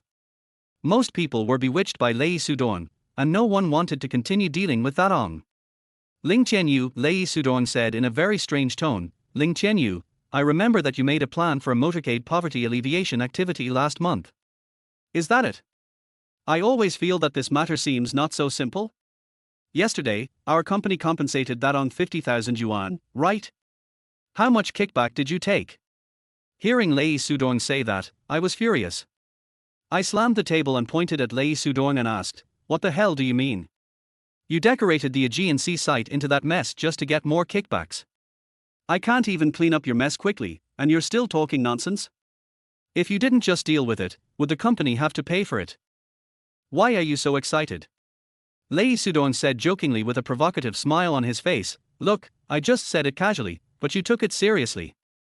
Well, thank you for helping me clean up my mess, do you want me to treat you to a meal? Su Xiamor, the department director, could not bear it any longer and said coldly, enough.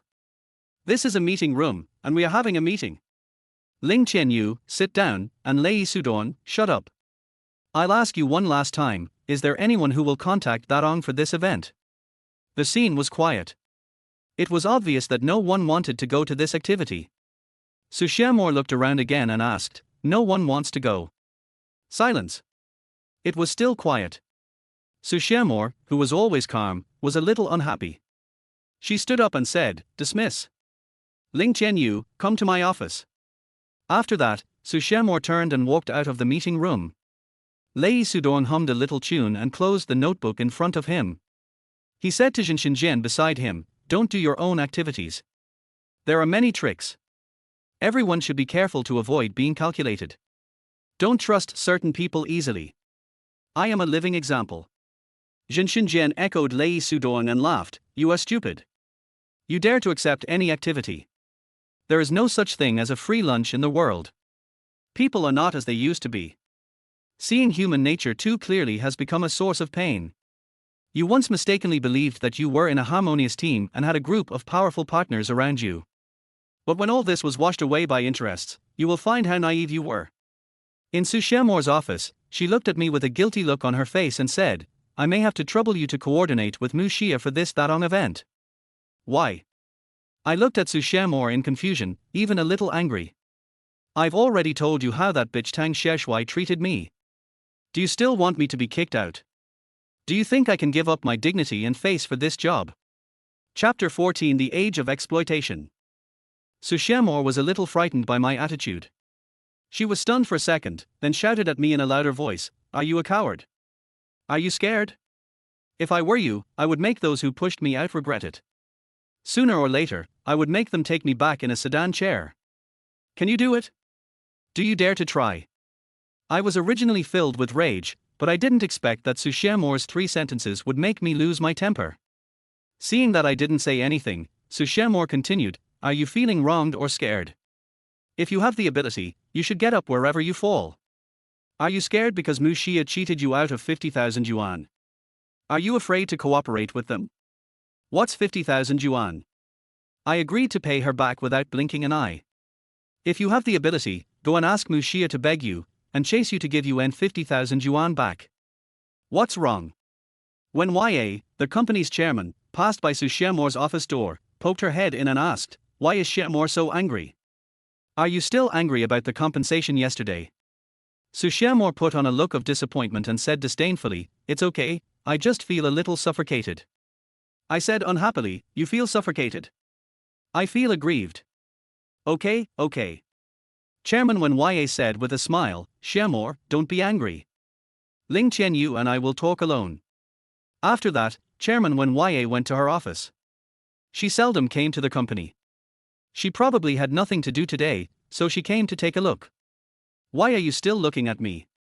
Sushemor said to me unhappily, Chairman Wen Ya asked you to go over. Do you think I'm showing respect to you by letting you out of the office? Do you believe that I can push you out too? Will you bear a grudge against me for once? Damn it. I am also convinced, Sushemor's mouth. Anyway, I can't beat her in an argument. Wen Ya is the chairman of our company, above everyone else. An unmarried woman in her 30s, she rarely shows up at the company, but everyone in the company knows her. Wen Ya's office is illuminated on 3 sides, with a large space and luxurious decoration, but she rarely comes here to work. Wen Ya sat at the desk and asked with a smile, Don't be so restrained. Pull a chair over and sit down. Why did you quarrel with Xiao Mo so early in the morning? She has praised you in front of me countless times, saying that you have strong business ability and are very reliable. What happened today? Are you two quarreling? I told Wen Ya all the grievances I had suffered at the Datong business office, including the compensation issue yesterday.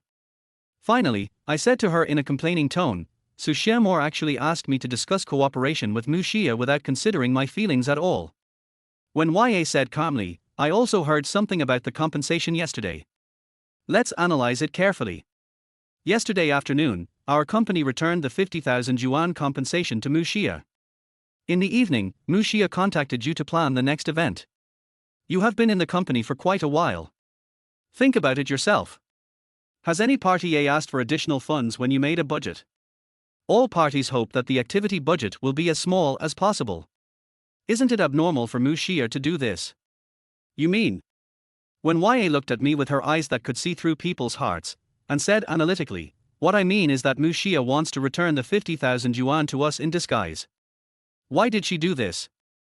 I looked at Wen Ya and asked, What's the reason? The reason is that Mushia understands the rules of the industry. At this point, Wen Ya may have realized that what she said was very general, and explained in more depth, Have you ever considered the problem from Mushia's perspective? We messed up the event. If she lets it go without saying anything and doesn't hold us accountable, will her subordinates or competitors use it as a handle? On the contrary, if Mushia asks us for compensation, not only will it not fall into the hands of others, but it will also show that she is protecting the interests of the company and creating profits for the company. Is that the case? What do you think? Now she took the initiative to contact us and wanted to expand the budget of the previous activities. Isn't this a disguised way of returning the money to us?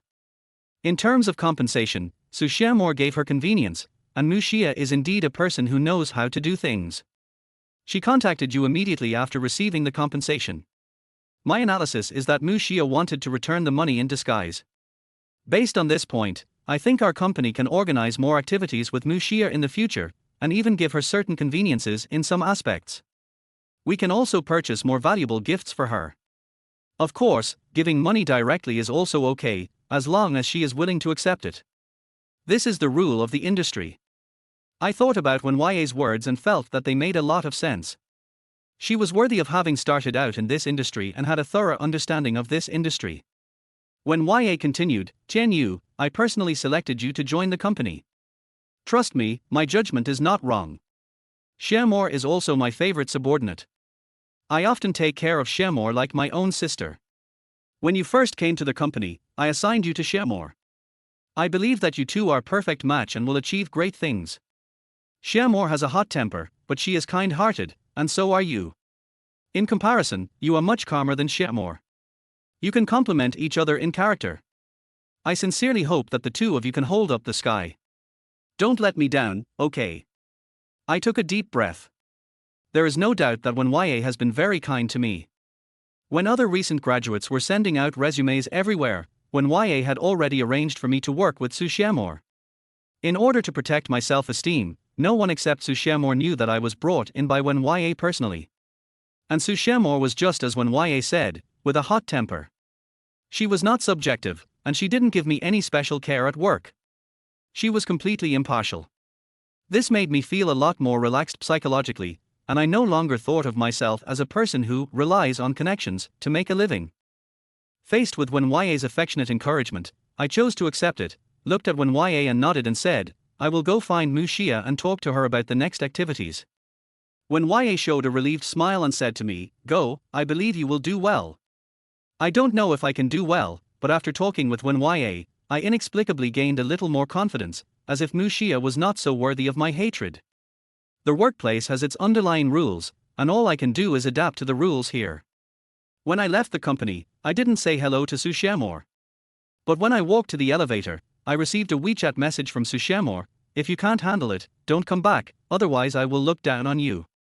I found a picture of a person with the middle finger raised and sent it back to Su Shermore. It was a picture of a man wearing a suit and carrying a briefcase and squeezing into a bus. This outfit is really a standard salesman's outfit, and also the standard outfit of a modern version of a loser. In fact, I prefer a simple t-shirt with casual jeans, and not such rigid leather shoes. Skateboard shoes are my favorite. Do you feel that we are living in an era that exploits our freedom? For work, we cannot even dress as we like. Dressing should be a very low requirement for individuals, right? But we are still forced to accept and compromise. This is the helplessness of this era. I complained about this when Su Shermore and I were chatting casually. Su Shermore said in a domineering manner, "Don't complain, it's because your own value is not high enough. If you have the value that others need, you can wait at home in pajamas, and when others come to you to discuss things in suits and briefcases, you don't have to endure this helplessness." She likes to go against me all the time, and what she says is damn right. I can't find any words to refute her. Outside Mu Xia's office, she didn't seem surprised to see me. There were other staff members in the office at the time, and they seemed to be in a meeting. When she saw me appear outside the door, Mu Xia simply said a few words and sent the others away. She also stood up and walked to the sofa on the side and sat down, saying softly, "Sit down, I've been waiting for you all morning." When I sat on this sofa with Mu Xia again to talk about things, I felt uncomfortable. It felt completely different. What was it like before? I could casually cross my legs, lean on the back of the sofa and pose in a very natural posture. I even lit a cigarette for myself, because we were very familiar with each other. The cooperation relationship had gone beyond the Party A and Party B in the contract. In my heart, I regarded Mu Xia as a friend and a pursuer. Although she did not have a strong affection for me, it did not affect my pursuit of her. At this moment, I sat upright, as if I was back to the first time I came to Datong to promote our event plan. I felt very restrained and even a little nervous. Mu Xia used the tea set in front of her to make tea and poured me a cup. I used to do all these by myself, but now, it was Mu Xia who was doing these. This small detail showed that the relationship between us had undergone a fundamental change. Mu Xia poured me a cup of tea, then took a printed plan on A4 paper from her desk and said to me, "Just follow the same process as before." We will still make donations to several schools in Gongshan Town, but we will increase the donations. In addition, we have additional requirements for media publicity. It is not limited to the internet and self-media. At least it must be on TV media. It does not require YN provincial TV station, but at least Kilometer City TV station. The budget for the event is 150,000. I have already drafted the contract. You can take a look at it at the end. After listening to Mu Xia's words, I quickly took out the last few pages of the A4 paper. Since entering this line of work, I have signed dozens of contracts, large and small. I can't say that I know all the contracts by heart, but at least I can tell what kind of contract is normal and what kind of contract has tricks. The contract drafted by Mu Xia was full of tricks. Chapter 15 Workplace Rules. A normal activity contract will have very detailed markings on the details of the activity. Take this donation activity as an example. The contract must clearly state the quantity and unit price of items to be purchased. If the requirements are strict, it may even need to indicate what is being purchased, whether it is sports equipment or books, etc. All of these will be marked in detail. For example, for media publicity, detailed markings must be made on the number of self-media, online media, print media, etc. However, Mu Xia's contract only stated the number of media publicity. Even the request to appear on Kunming TV was a verbal agreement and was not marked in the contract. To put it simply, the entire contract clarifies the general process of the activity, but the detailed confirmation is quite trivial, such as how many car owners will participate in the activity, the requirement to purchase insurance for the car owners, etc. After reading the contract, I looked up at Mu Xia across from me. I thought of what Wen Ya had said to me, and I understood Mu Xia's painstaking efforts. Mu Xia asked with a faint smile on her face, "How about it? Do you want to do this activity?" "Thank you." I was silent for a long time, and finally said only these two words, "I understand what you mean. I had some misunderstandings about you yesterday, and said some things I shouldn't have said on the WeChat application." "I understand." Mu Xia said politely, "If it were me, I would also be angry. I hope we can have a pleasant cooperation this time." "Xia." I looked at the beautiful face in front of me. "I want to explain. I asked you to celebrate your birthday at the Westin restaurant that day. What happened was not what you imagined. Regarding that child." "Ling Tianyu," Mu Xia interrupted me and said, "I hope you are a responsible man. That child is really not mine. I was wrongly accused. Whether the child is yours or not has nothing to do with me, and you don't have to explain anything to me. But I clearly saw that you were moved that night. If Han Jianchuan hadn't rushed in, would you be my girlfriend now?" Mu Xia shook her head. "We are not young anymore. We are not in the student days when we first fell in love. I was indeed very moved that day, but being moved cannot be equated with love. You still don't believe that the child has nothing to do with me." Mu Xia forced out a bitter smile and said to me, "Let's not talk about this topic anymore. I wish our event a complete success. I will drink with you at the celebration party. I apologize to you for everything Tang Xiaoshui did to you that day. It's the quality of the people in our company that is problematic. Please forgive me." I took a deep breath, stood up and said, "I'm going to go back first to make a specific plan for this activity and prepare to purchase gifts for poverty alleviation." "Wait a minute." Mu Xia followed me and stood up, walked to her desk, and took out a check from the drawer. "This is the full cost of the event. I'll give you a check for 150,000 in one go, and the rest is up to you. Please don't let us down again this time, okay?" I took the check, and at that moment I realized that the success of my confession that I had imagined was just my fantasy after all. That was all. The biggest disappointment is to assume a very good picture for yourself. When the fantasy is shattered, all that is left is endless disappointment and loneliness. I brought the check back to the company and gave it to Su Xiamor, along with the contract. Su Xiamor only had 1 year more work experience than me, and when she saw the contract, she looked puzzled and asked me, "Are you sure this is the final contract? How can it be so simple? Damn it." After nearly a year, I finally had the chance to laugh at Su Xiamor, so I pretended to be cool, looked up and said, "I'm too lazy to explain the tricks here. I suggest you go talk to Sister Wen Ya and let her teach you a lesson. The project contract has been signed and the money has been received. I don't care about the rest. Bye."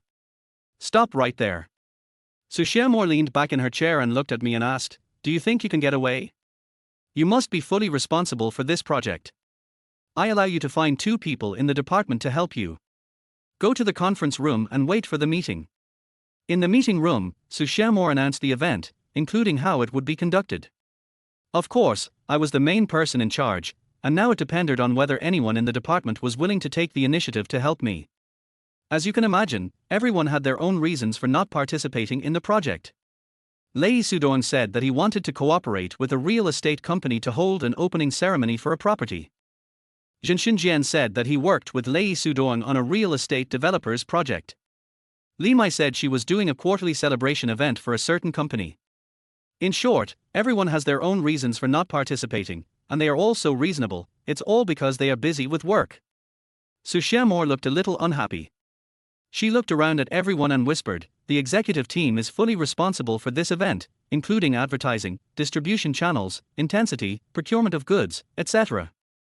If anyone is free to help Ling Qianyu with this project, please contact him privately." The meeting is adjourned. As soon as I left the meeting room, I received a WeChat message from Liang Qianyu on my mobile phone. "If Qianyu needs help, just tell me. Although I have projects in progress, I am not very busy. I have many acquaintances in media placement and can get internal prices. Don't hesitate to ask when you need help." I replied with a smiling emoticon and politely added the words, "Thank you."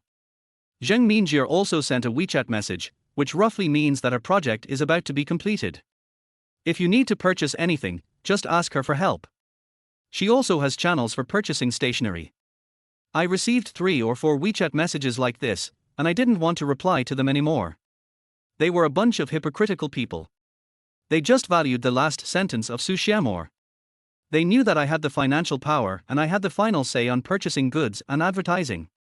If I asked them for help, they could make some money from it. Reality, right? This is the workplace. When you need help, no one may come forward to help you. But when you have what they need, they will be extremely enthusiastic. This is how human nature works. I really dislike this kind of people. At the first 2, I symbolically replied with a smiling emoticon, but after that, I simply didn't bother to even look at them. I just took a quick glance and turned off my phone. Sushemor sent me a message on QQ at work with a look of contempt. "You have such bad popularity that no one wants to follow you even when I attend a meeting to recruit assistants for you. How are you doing?" Me, this is my personality. I don't like to actively cater to anyone. It's normal for them not to like me. In addition, with what Lee Soo-dong said these days, I had already guessed that no one would be willing to work on a project with me. "Sushemor, sister, I helped you a lot."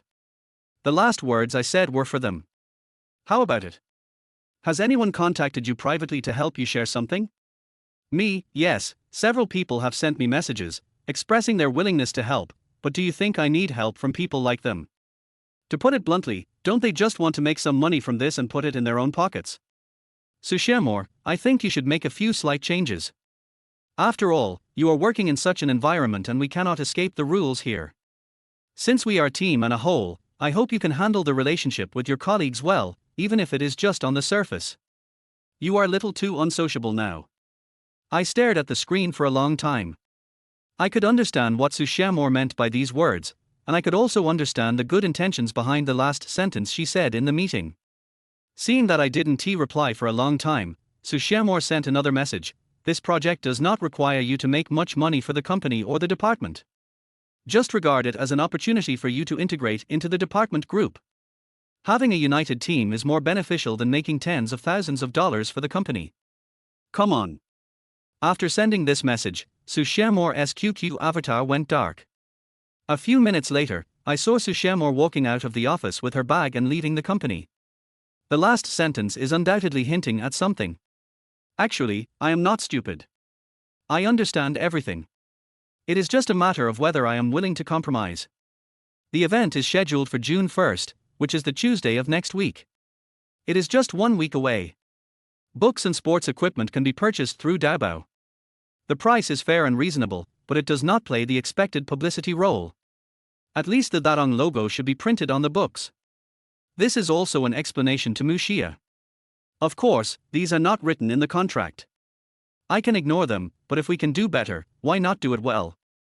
At 3 p.m., Su Xiaomore came back from her errands and called me to her office to chat for a few minutes.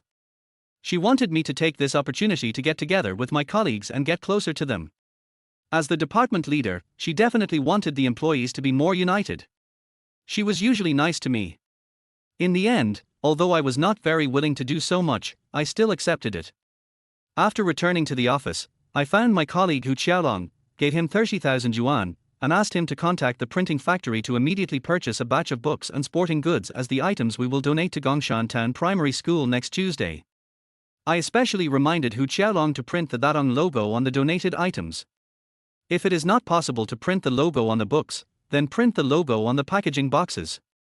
I arranged for my colleague Jing Mingjia to prepare the materials needed for the event, and handed a list of car owners to Jing Mingjia, asking her to contact these car owners personally and to gather at least 10 cars to form a fleet.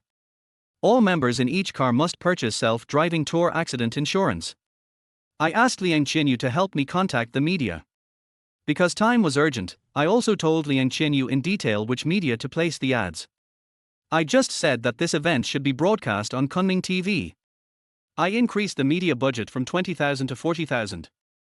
The total budget for the entire event was 100,000 yuan, and the remaining 50,000 yuan was used as a reward to the company, at least to make up for the loophole last time. After arranging all these, it was already 6:30 in the evening. I was the only one left in the cubicle office area. I lit a cigarette and prepared to smoke it before leaving. Sun Chuyang, the company's legal affairs officer, came out of his office and was a little surprised to see me still there. He took the initiative to greet me and said, "Qianyu hasn't left yet."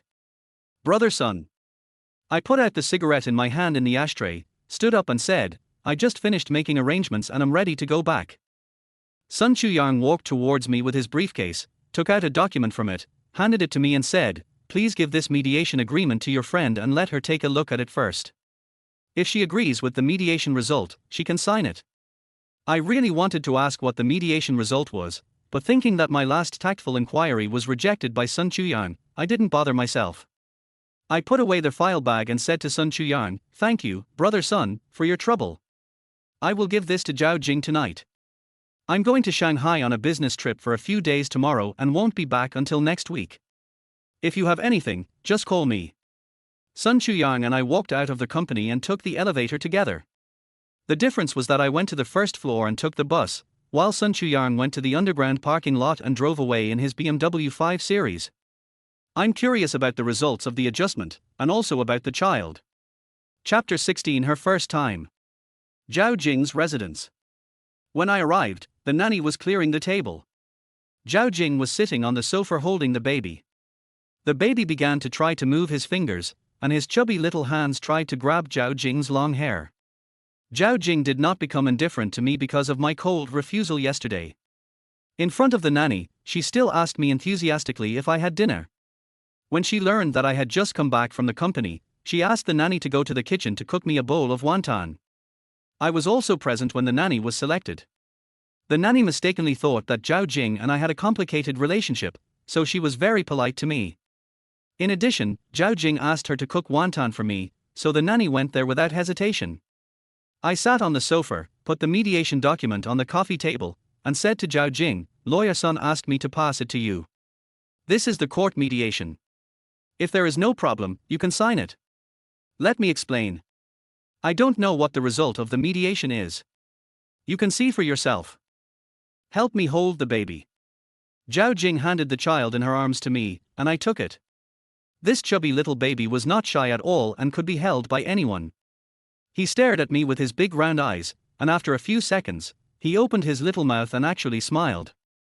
Zhao Jing was also surprised to see the baby smile, and said happily, "The baby still likes you." I teased him all day and he ignored me. "How come he smiled when you just held him in your arms?" I said proudly, "You like me. Take a look at the mediation agreement first. If you are not satisfied, go find Lawyer Sunday." Zhao Jing opened the file bag, took out the information inside and read it, then started looking for a pen. I reminded Zhao Jing, "Don't you want to read it a few more times? Don't you want to think about it seriously? Are you going to decide like this?" Zhao Jing responded softly, "I am very satisfied with this result." I couldn't help but ask casually while holding the baby, "What's the result?" Can you tell me? What's inconvenient? Zhao Jing said as she signed the paper. The child has nothing to do with Han Jianchuan. Now that we're divorced, the child will definitely belong to me. When we got married, Han Jianchuan gave my family a betrothal gift of 150,000 yuan, but my parents didn't keep a penny. They even added some money to buy the Mercedes-Benz I'm driving now. Han Jianchuan and I have been married for more than half a year. We bought some financial products and earned almost 100,000 yuan, but I don't want a penny. In the end, I was left with nothing after the divorce. This car belongs to me, and everything else belongs to Han Jianchuan. This is written in the mediation agreement, and Han Jianchuan has agreed. What else should I care about? Let's get rid of the relationship as soon as possible, that's it. I looked at Zhao Jing and asked, did you know that the child was not Han Jianchuan's before you got married? Zhao Jing hesitated for a moment, but still nodded. I was very curious, really super curious, and asked, you have been with Han Jianchuan since we broke up? Even if you were with someone else once in a while, how can you be sure that the child is not Han Jianchuan's? Zhao Jing stared at me and whispered, if I tell you that Han Jianchuan and I haven't slept together for more than a year since we broke up, would you believe it? My head shook like a rattle, and I held the baby and said to Zhao Jing, stop making trouble. It's not the first day we met. Can we still have a frank and pleasant chat? Am I such a hungry woman in your impression? I looked at Zhao Jing and said, you can't say that. The impression you left on me was that you were a very playful person. You left that impression on me when we were in school. I remember clearly that when we went out to the bar, you were always taken away by others. So what? Zhao Jing said disdainfully, does being taken away mean I have to sleep with the person who took me away? Believe it or not, you are the first person to sleep with me. Fuck. I couldn't bear it anymore and said to Zhao Jing, if you want to chat like this, I'm leaving. I can't continue the conversation. Zhao Jing glared at me fiercely and asked, have you forgotten the red spot on the bed sheet the next day? I felt a little guilty and said, who knows if you are having your period? Get lost. Zhao Jing pointed in the direction of the door and yelled, get as far away as you can. Oh. I held the child and walked towards the door. Behind him, Zhao Jing shouted, leave the baby to me. At that moment, the nanny came out of the kitchen with a bowl of wontons, and hurriedly said, why are you leaving? Why are you leaving? I've already cooked the wontons, come and eat quickly, and give me the baby. As the nanny said this, she put the wontons on the dining table, then took the baby away from my arms and said to Zhao Jing and me, I'm going to coax the baby to sleep, you guys chat, don't quarrel at every turn when you are young, you will know how to cherish it when you lose it in the future. My husband passed away early, and we often quarreled before he passed away. Now I think why bother, I really regret it. NB. SP Zhao Jing got up from the sofa and sat down at the dining table. I lowered my head to eat the wonton, and Zhao Jing sat next to me to accompany me. I started gossiping again, and said to Zhao Jing while eating, calculating the time, you should have been pregnant around the time of graduation. Yes. Zhao Jing said naturally, I accidentally got pregnant with that bastard's child. I am also innocent. That's contradictory. I reminded Zhao Jing, you were with Han Jianchuan at that time, and you said you didn't have sex with Han Jianchuan. Then, didn't Han Jianchuan suspect anything about the child? Zhao Jing said dissatisfiedly, why are you asking so many questions? Anyway, you are not going to raise the child with me, so go eat your chaos. TSK. I whispered, your feelings are really complicated, but please don't say you gave me your first time again. It's a bit hard for me to accept this reality. I'd rather think that the red spot was your period. I was drunk that day. If you want me to believe what you said is true, then give me a reason to believe you. Why didn't you lose your virginity before? I've read a women's magazine. Zhao Jing's tone was very calm, as if she was telling a story. There's a paragraph in the women's magazine that I agree with, when you are ready to lose your virginity to a man, please pay attention to his actions. If he gives you enough respect, this is a man worth entrusting. If he is just seeking temporary pleasure, don't let him succeed as soon as possible. This paragraph is very touching. Before you, I did go out with others to get a room.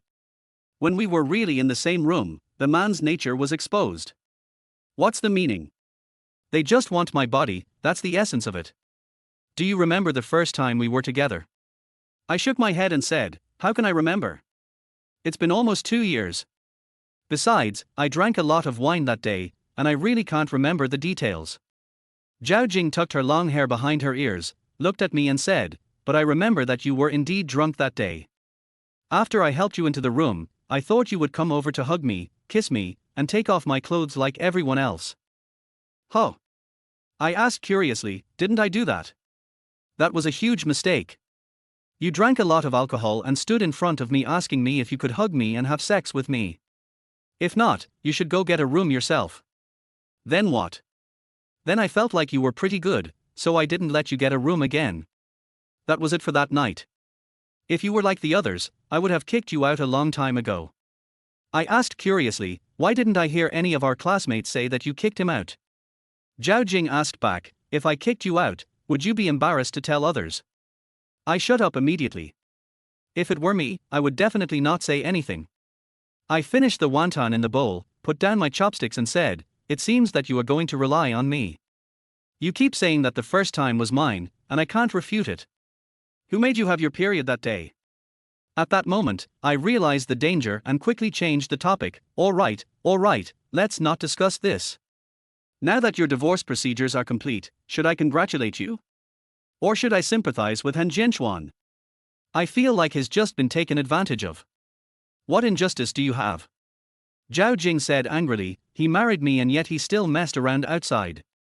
It's fine if he messed around, but he also messed around with my best friend Bina. Just because I don't say anything doesn't mean I don't know. I'll just turn a blind eye to it. Anyway, Han Jianchuan and I don't have much real love.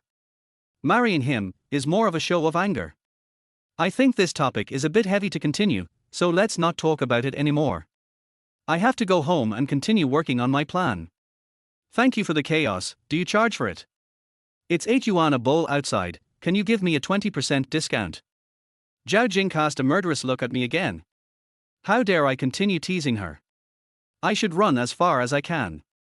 The topic we talked about today is a bit scary. It really refreshed the impression Zhao Jing left on me. In my impression, she should be a free and easy girl who can play and let go. How could it suddenly become that I took her virginity? It's terrible. Is this Zhao Jing's trick to plot against me? He was cautious and planned to let me raise the child with him. How terrible. How terrible. I still saw through Zhao Jing's little trick. Women. Especially beautiful women, they really have many tricks. Suddenly, I missed Anran a little bit. Anran and I are not a couple, but we have done a lot of things that only couples can do. On the eve of graduation, Anran and I waved goodbye and each ran towards a new life without each other. Now we rarely contact each other. Occasionally, when we see each other posting on WeChat moments, we will deliberately pretend not to see it. Some people are destined to be missed. When I returned to my place and just opened the door, I received a WeChat message from Zhao Jing. It only had one sentence: "I didn't lie, I gave my first time to you." Chapter 17. Anran. Zhao Jing realized that I was deliberately teasing her, and an angry expression appeared on the screen, followed by a sentence: "Bastard." I was a little scared of Zhao Jing. I put away my phone in shame, not daring to talk to her about this topic anymore. After breaking up with Zhao Jing, I fell into a period of confusion. I was confused about why I felt lost and sad. Didn't we agree that we were just playing around with Zhao Jing? It seemed that I had gone a little too far, and I really fell in love with her. It was during that time that Anran came into my life. We walked together in the school playground, discussed Luzon together, discussed elements of modern pop music together, ate spicy hot pot together at the shop at the door, went shopping in the city together on weekends, and occasionally we would splurge and watch a movie, and then post film reviews in a community together to see whose reviews resonated more. Anran is a southern girl who grew up in a coastal city. She said she doesn't like the dryness of Kunming, so she plans to return to a coastal city after graduation. Her family has already arranged a job for her, and they are waiting for her to go back after she gets her diploma. The arranged job is to be a host at the family's TV station, so Anran chose all the courses related to broadcasting and hosting at school. We were still in our third year of college at that time. When Anran talked to me about these things, I felt a little envious. Compared with Anran, I was just confused about life after graduation. Anran likes literature, music, dance, and everything related to art. She talks to me about art, dreams, life, and topics that my friends wouldn't talk about. It seems that being with Ayn Rand makes my personality nobler. I admit that if it weren't for Ayn Rand, I wouldn't have gotten over the sadness of losing Zhao Jing so quickly. Later, Ayn Rand and I often went in and out of the campus together, causing everyone to mistakenly believe that we were a couple. In fact, this was not the case. We were just close. On the night of the graduation dinner, the whole class booked the largest luxurious room in the KTV. We sang Departure by Shui Mu Nianhua loudly, raised our glasses frequently to say goodbye to our fading youth, and everyone held up a glass and clinked glasses with every classmate present. I drank too much that day and went to the bathroom to vomit. After I came out, I continued drinking. Later, I was so drunk that I had to hold onto the wall to walk. When the show was over, Ayn Rand took me to their hotel. In the room, I hugged Ayn Rand and confessed my feelings to her. I knew that if I didn't say what was in my heart, I would never have the chance to say it. Ayn Rand cried in my arms. Later I kept thinking, if I hadn't been impulsive that day, would the result be different? Ayn Rand showed mercy and didn't send me to prison, but she chose not to contact me from then on. Although we kept each other's WeChat, we didn't interact at all. I would occasionally send messages to Ayn Rand, but she never replied. After graduation, Ayn Rand left Kunming and returned to her favorite coastal city, while I stayed alone in Kunming to fight for my own future. This night, I thought of Ayn Rand again. If there had been no impulse that night, what would our relationship be like now? At least we wouldn't end up being strangers to each other. When I opened Ayn Rand's circle of friends, I unexpectedly found that the status of a post Ayn Rand posted yesterday was actually located in Kunming National Village. This surprised me and also made my adrenaline rush. I suddenly had an urge to meet Ayn Rand. I sent a message to Ayn Rand, asking her when she was coming to Kunming and why she didn't contact me in advance so that I could pick her up at the airport. The result is predictable. Ayn Rand received the message but did not reply. When it was late at night and I was lying in bed, I couldn't fall asleep. I thought confidently that Ayn Rand and I have many similarities. For example, we will not actively cater to others. Even if we are considered unsociable by others, we both like to immerse ourselves in our own world. In Ayn Rand's 3 years in college, I didn't see her getting close to any girl, nor did I see her have any so-called best friends. Ever since I had an impression of her, she has been a loner, like a fairy, detached from the world.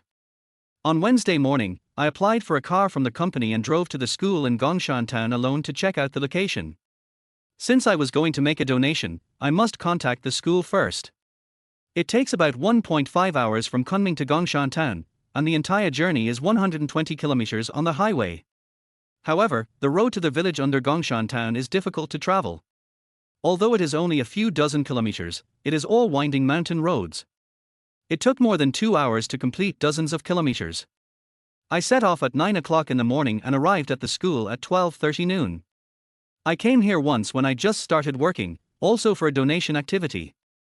I didn't expect that the director of the school's teaching department still remembered me. When we met, he shook hands and greeted me enthusiastically, holding my hand and saying some polite words. He mistakenly thought that I came for a return visit to see if the items we donated had been distributed to these left-behind children. Actually, I don't remember what I donated last time. At that time, I had just arrived at the company, and I was not the leader of that activity. I was just a follower. When the director of the school's teaching department learned about it, I came here to inspect and organize donations again, and I was very happy, but he was a little shameless. He handed me a box of Yunyang cigarettes for 22 yuan, and asked, embarrassedly, "What are you going to donate this time?" "I'll take you to see our teacher's office. The office equipment is really too simple. The teacher's desk drawer doesn't even have a lock. We also want to use modern teaching, make a PPT for students, and prepare a projector or something, but we don't have enough funds." Director. I couldn't listen anymore. I understand your feelings, but there are some things I can't help. We have already purchased all the items for this donation, and the main purpose is for these left-behind children. At this point, I suddenly realized a problem. I said something too harsh. Would the director of the political and educational department make things difficult for me? Would he prevent us from making this donation smoothly? Thinking of this, I immediately changed my words and said to the director of the political and educational department, "How about this? You give me a list of the things the teachers need, and we can purchase some of the things the teachers need next time we do a donation event. Do you think it's okay? Okay. The director of the political education department was so happy when he heard me say that, and said excitedly, "The teachers here really have a hard life." I knew he was telling the truth, but it was a bit exaggerated. Fortunately, all the director of the political and educational department wanted was some teaching supplies, and he didn't have any request to enrich himself, so I could barely accept it. I discussed with the director of the political and educational department about the children's activity arrangements for next Saturday and Monday, as well as the entire process of the event. Some car owners will bring their children here to make friends with the left-behind children in the school, play games, and celebrate Children's Day together.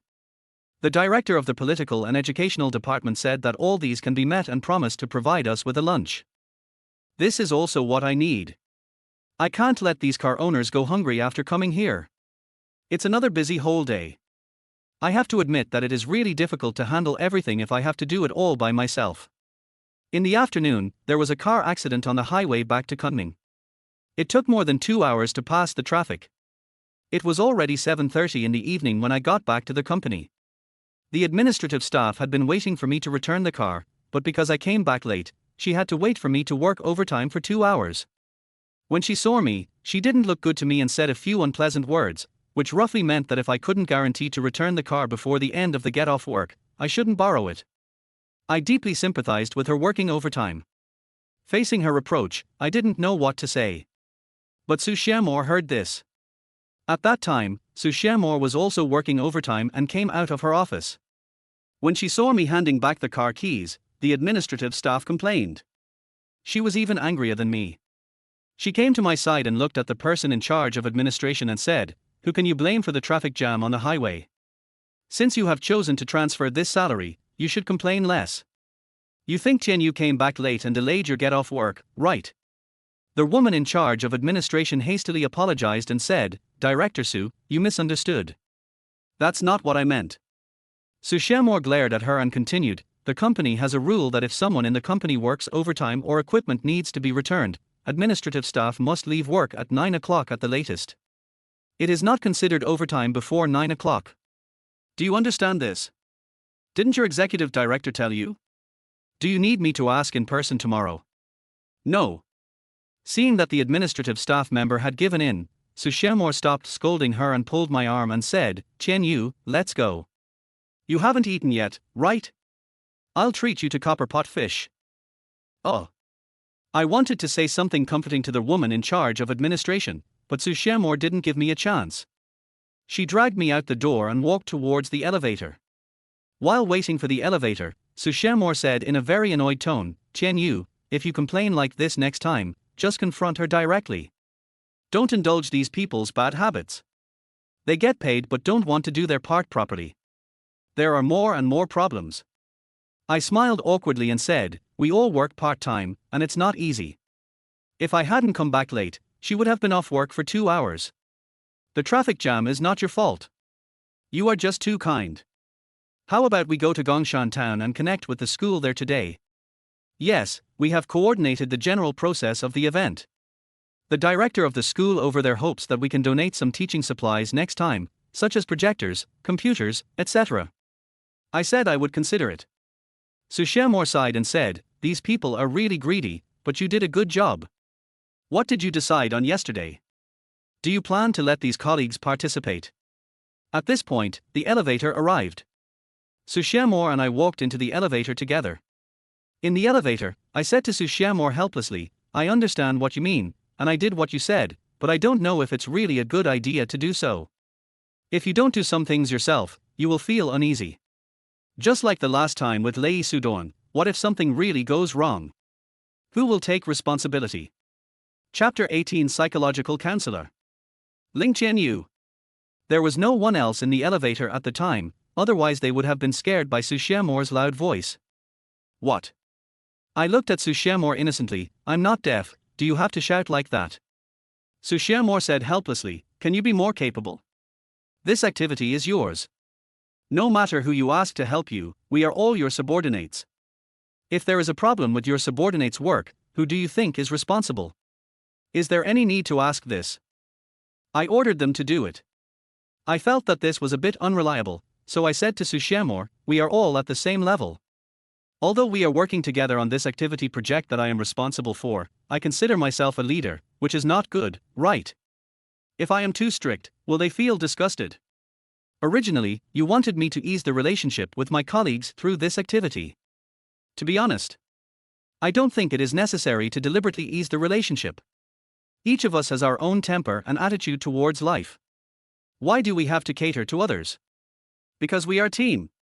Okay. Let's talk about the team again. There are not many people in our department, only a dozen or so. I have to admit that everyone is very capable.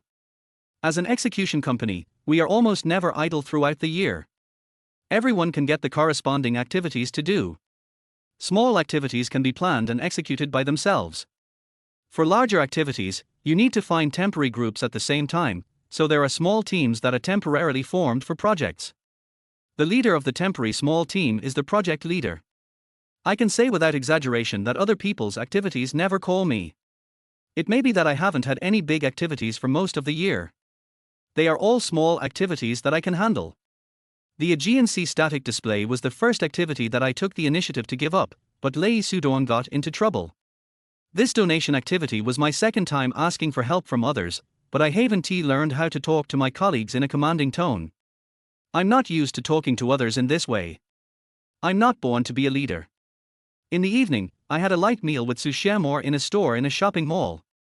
She treated us. Because she was the boss. When I was about to leave after dinner, I unexpectedly saw Anran in the mall. At that time, Anran was wandering around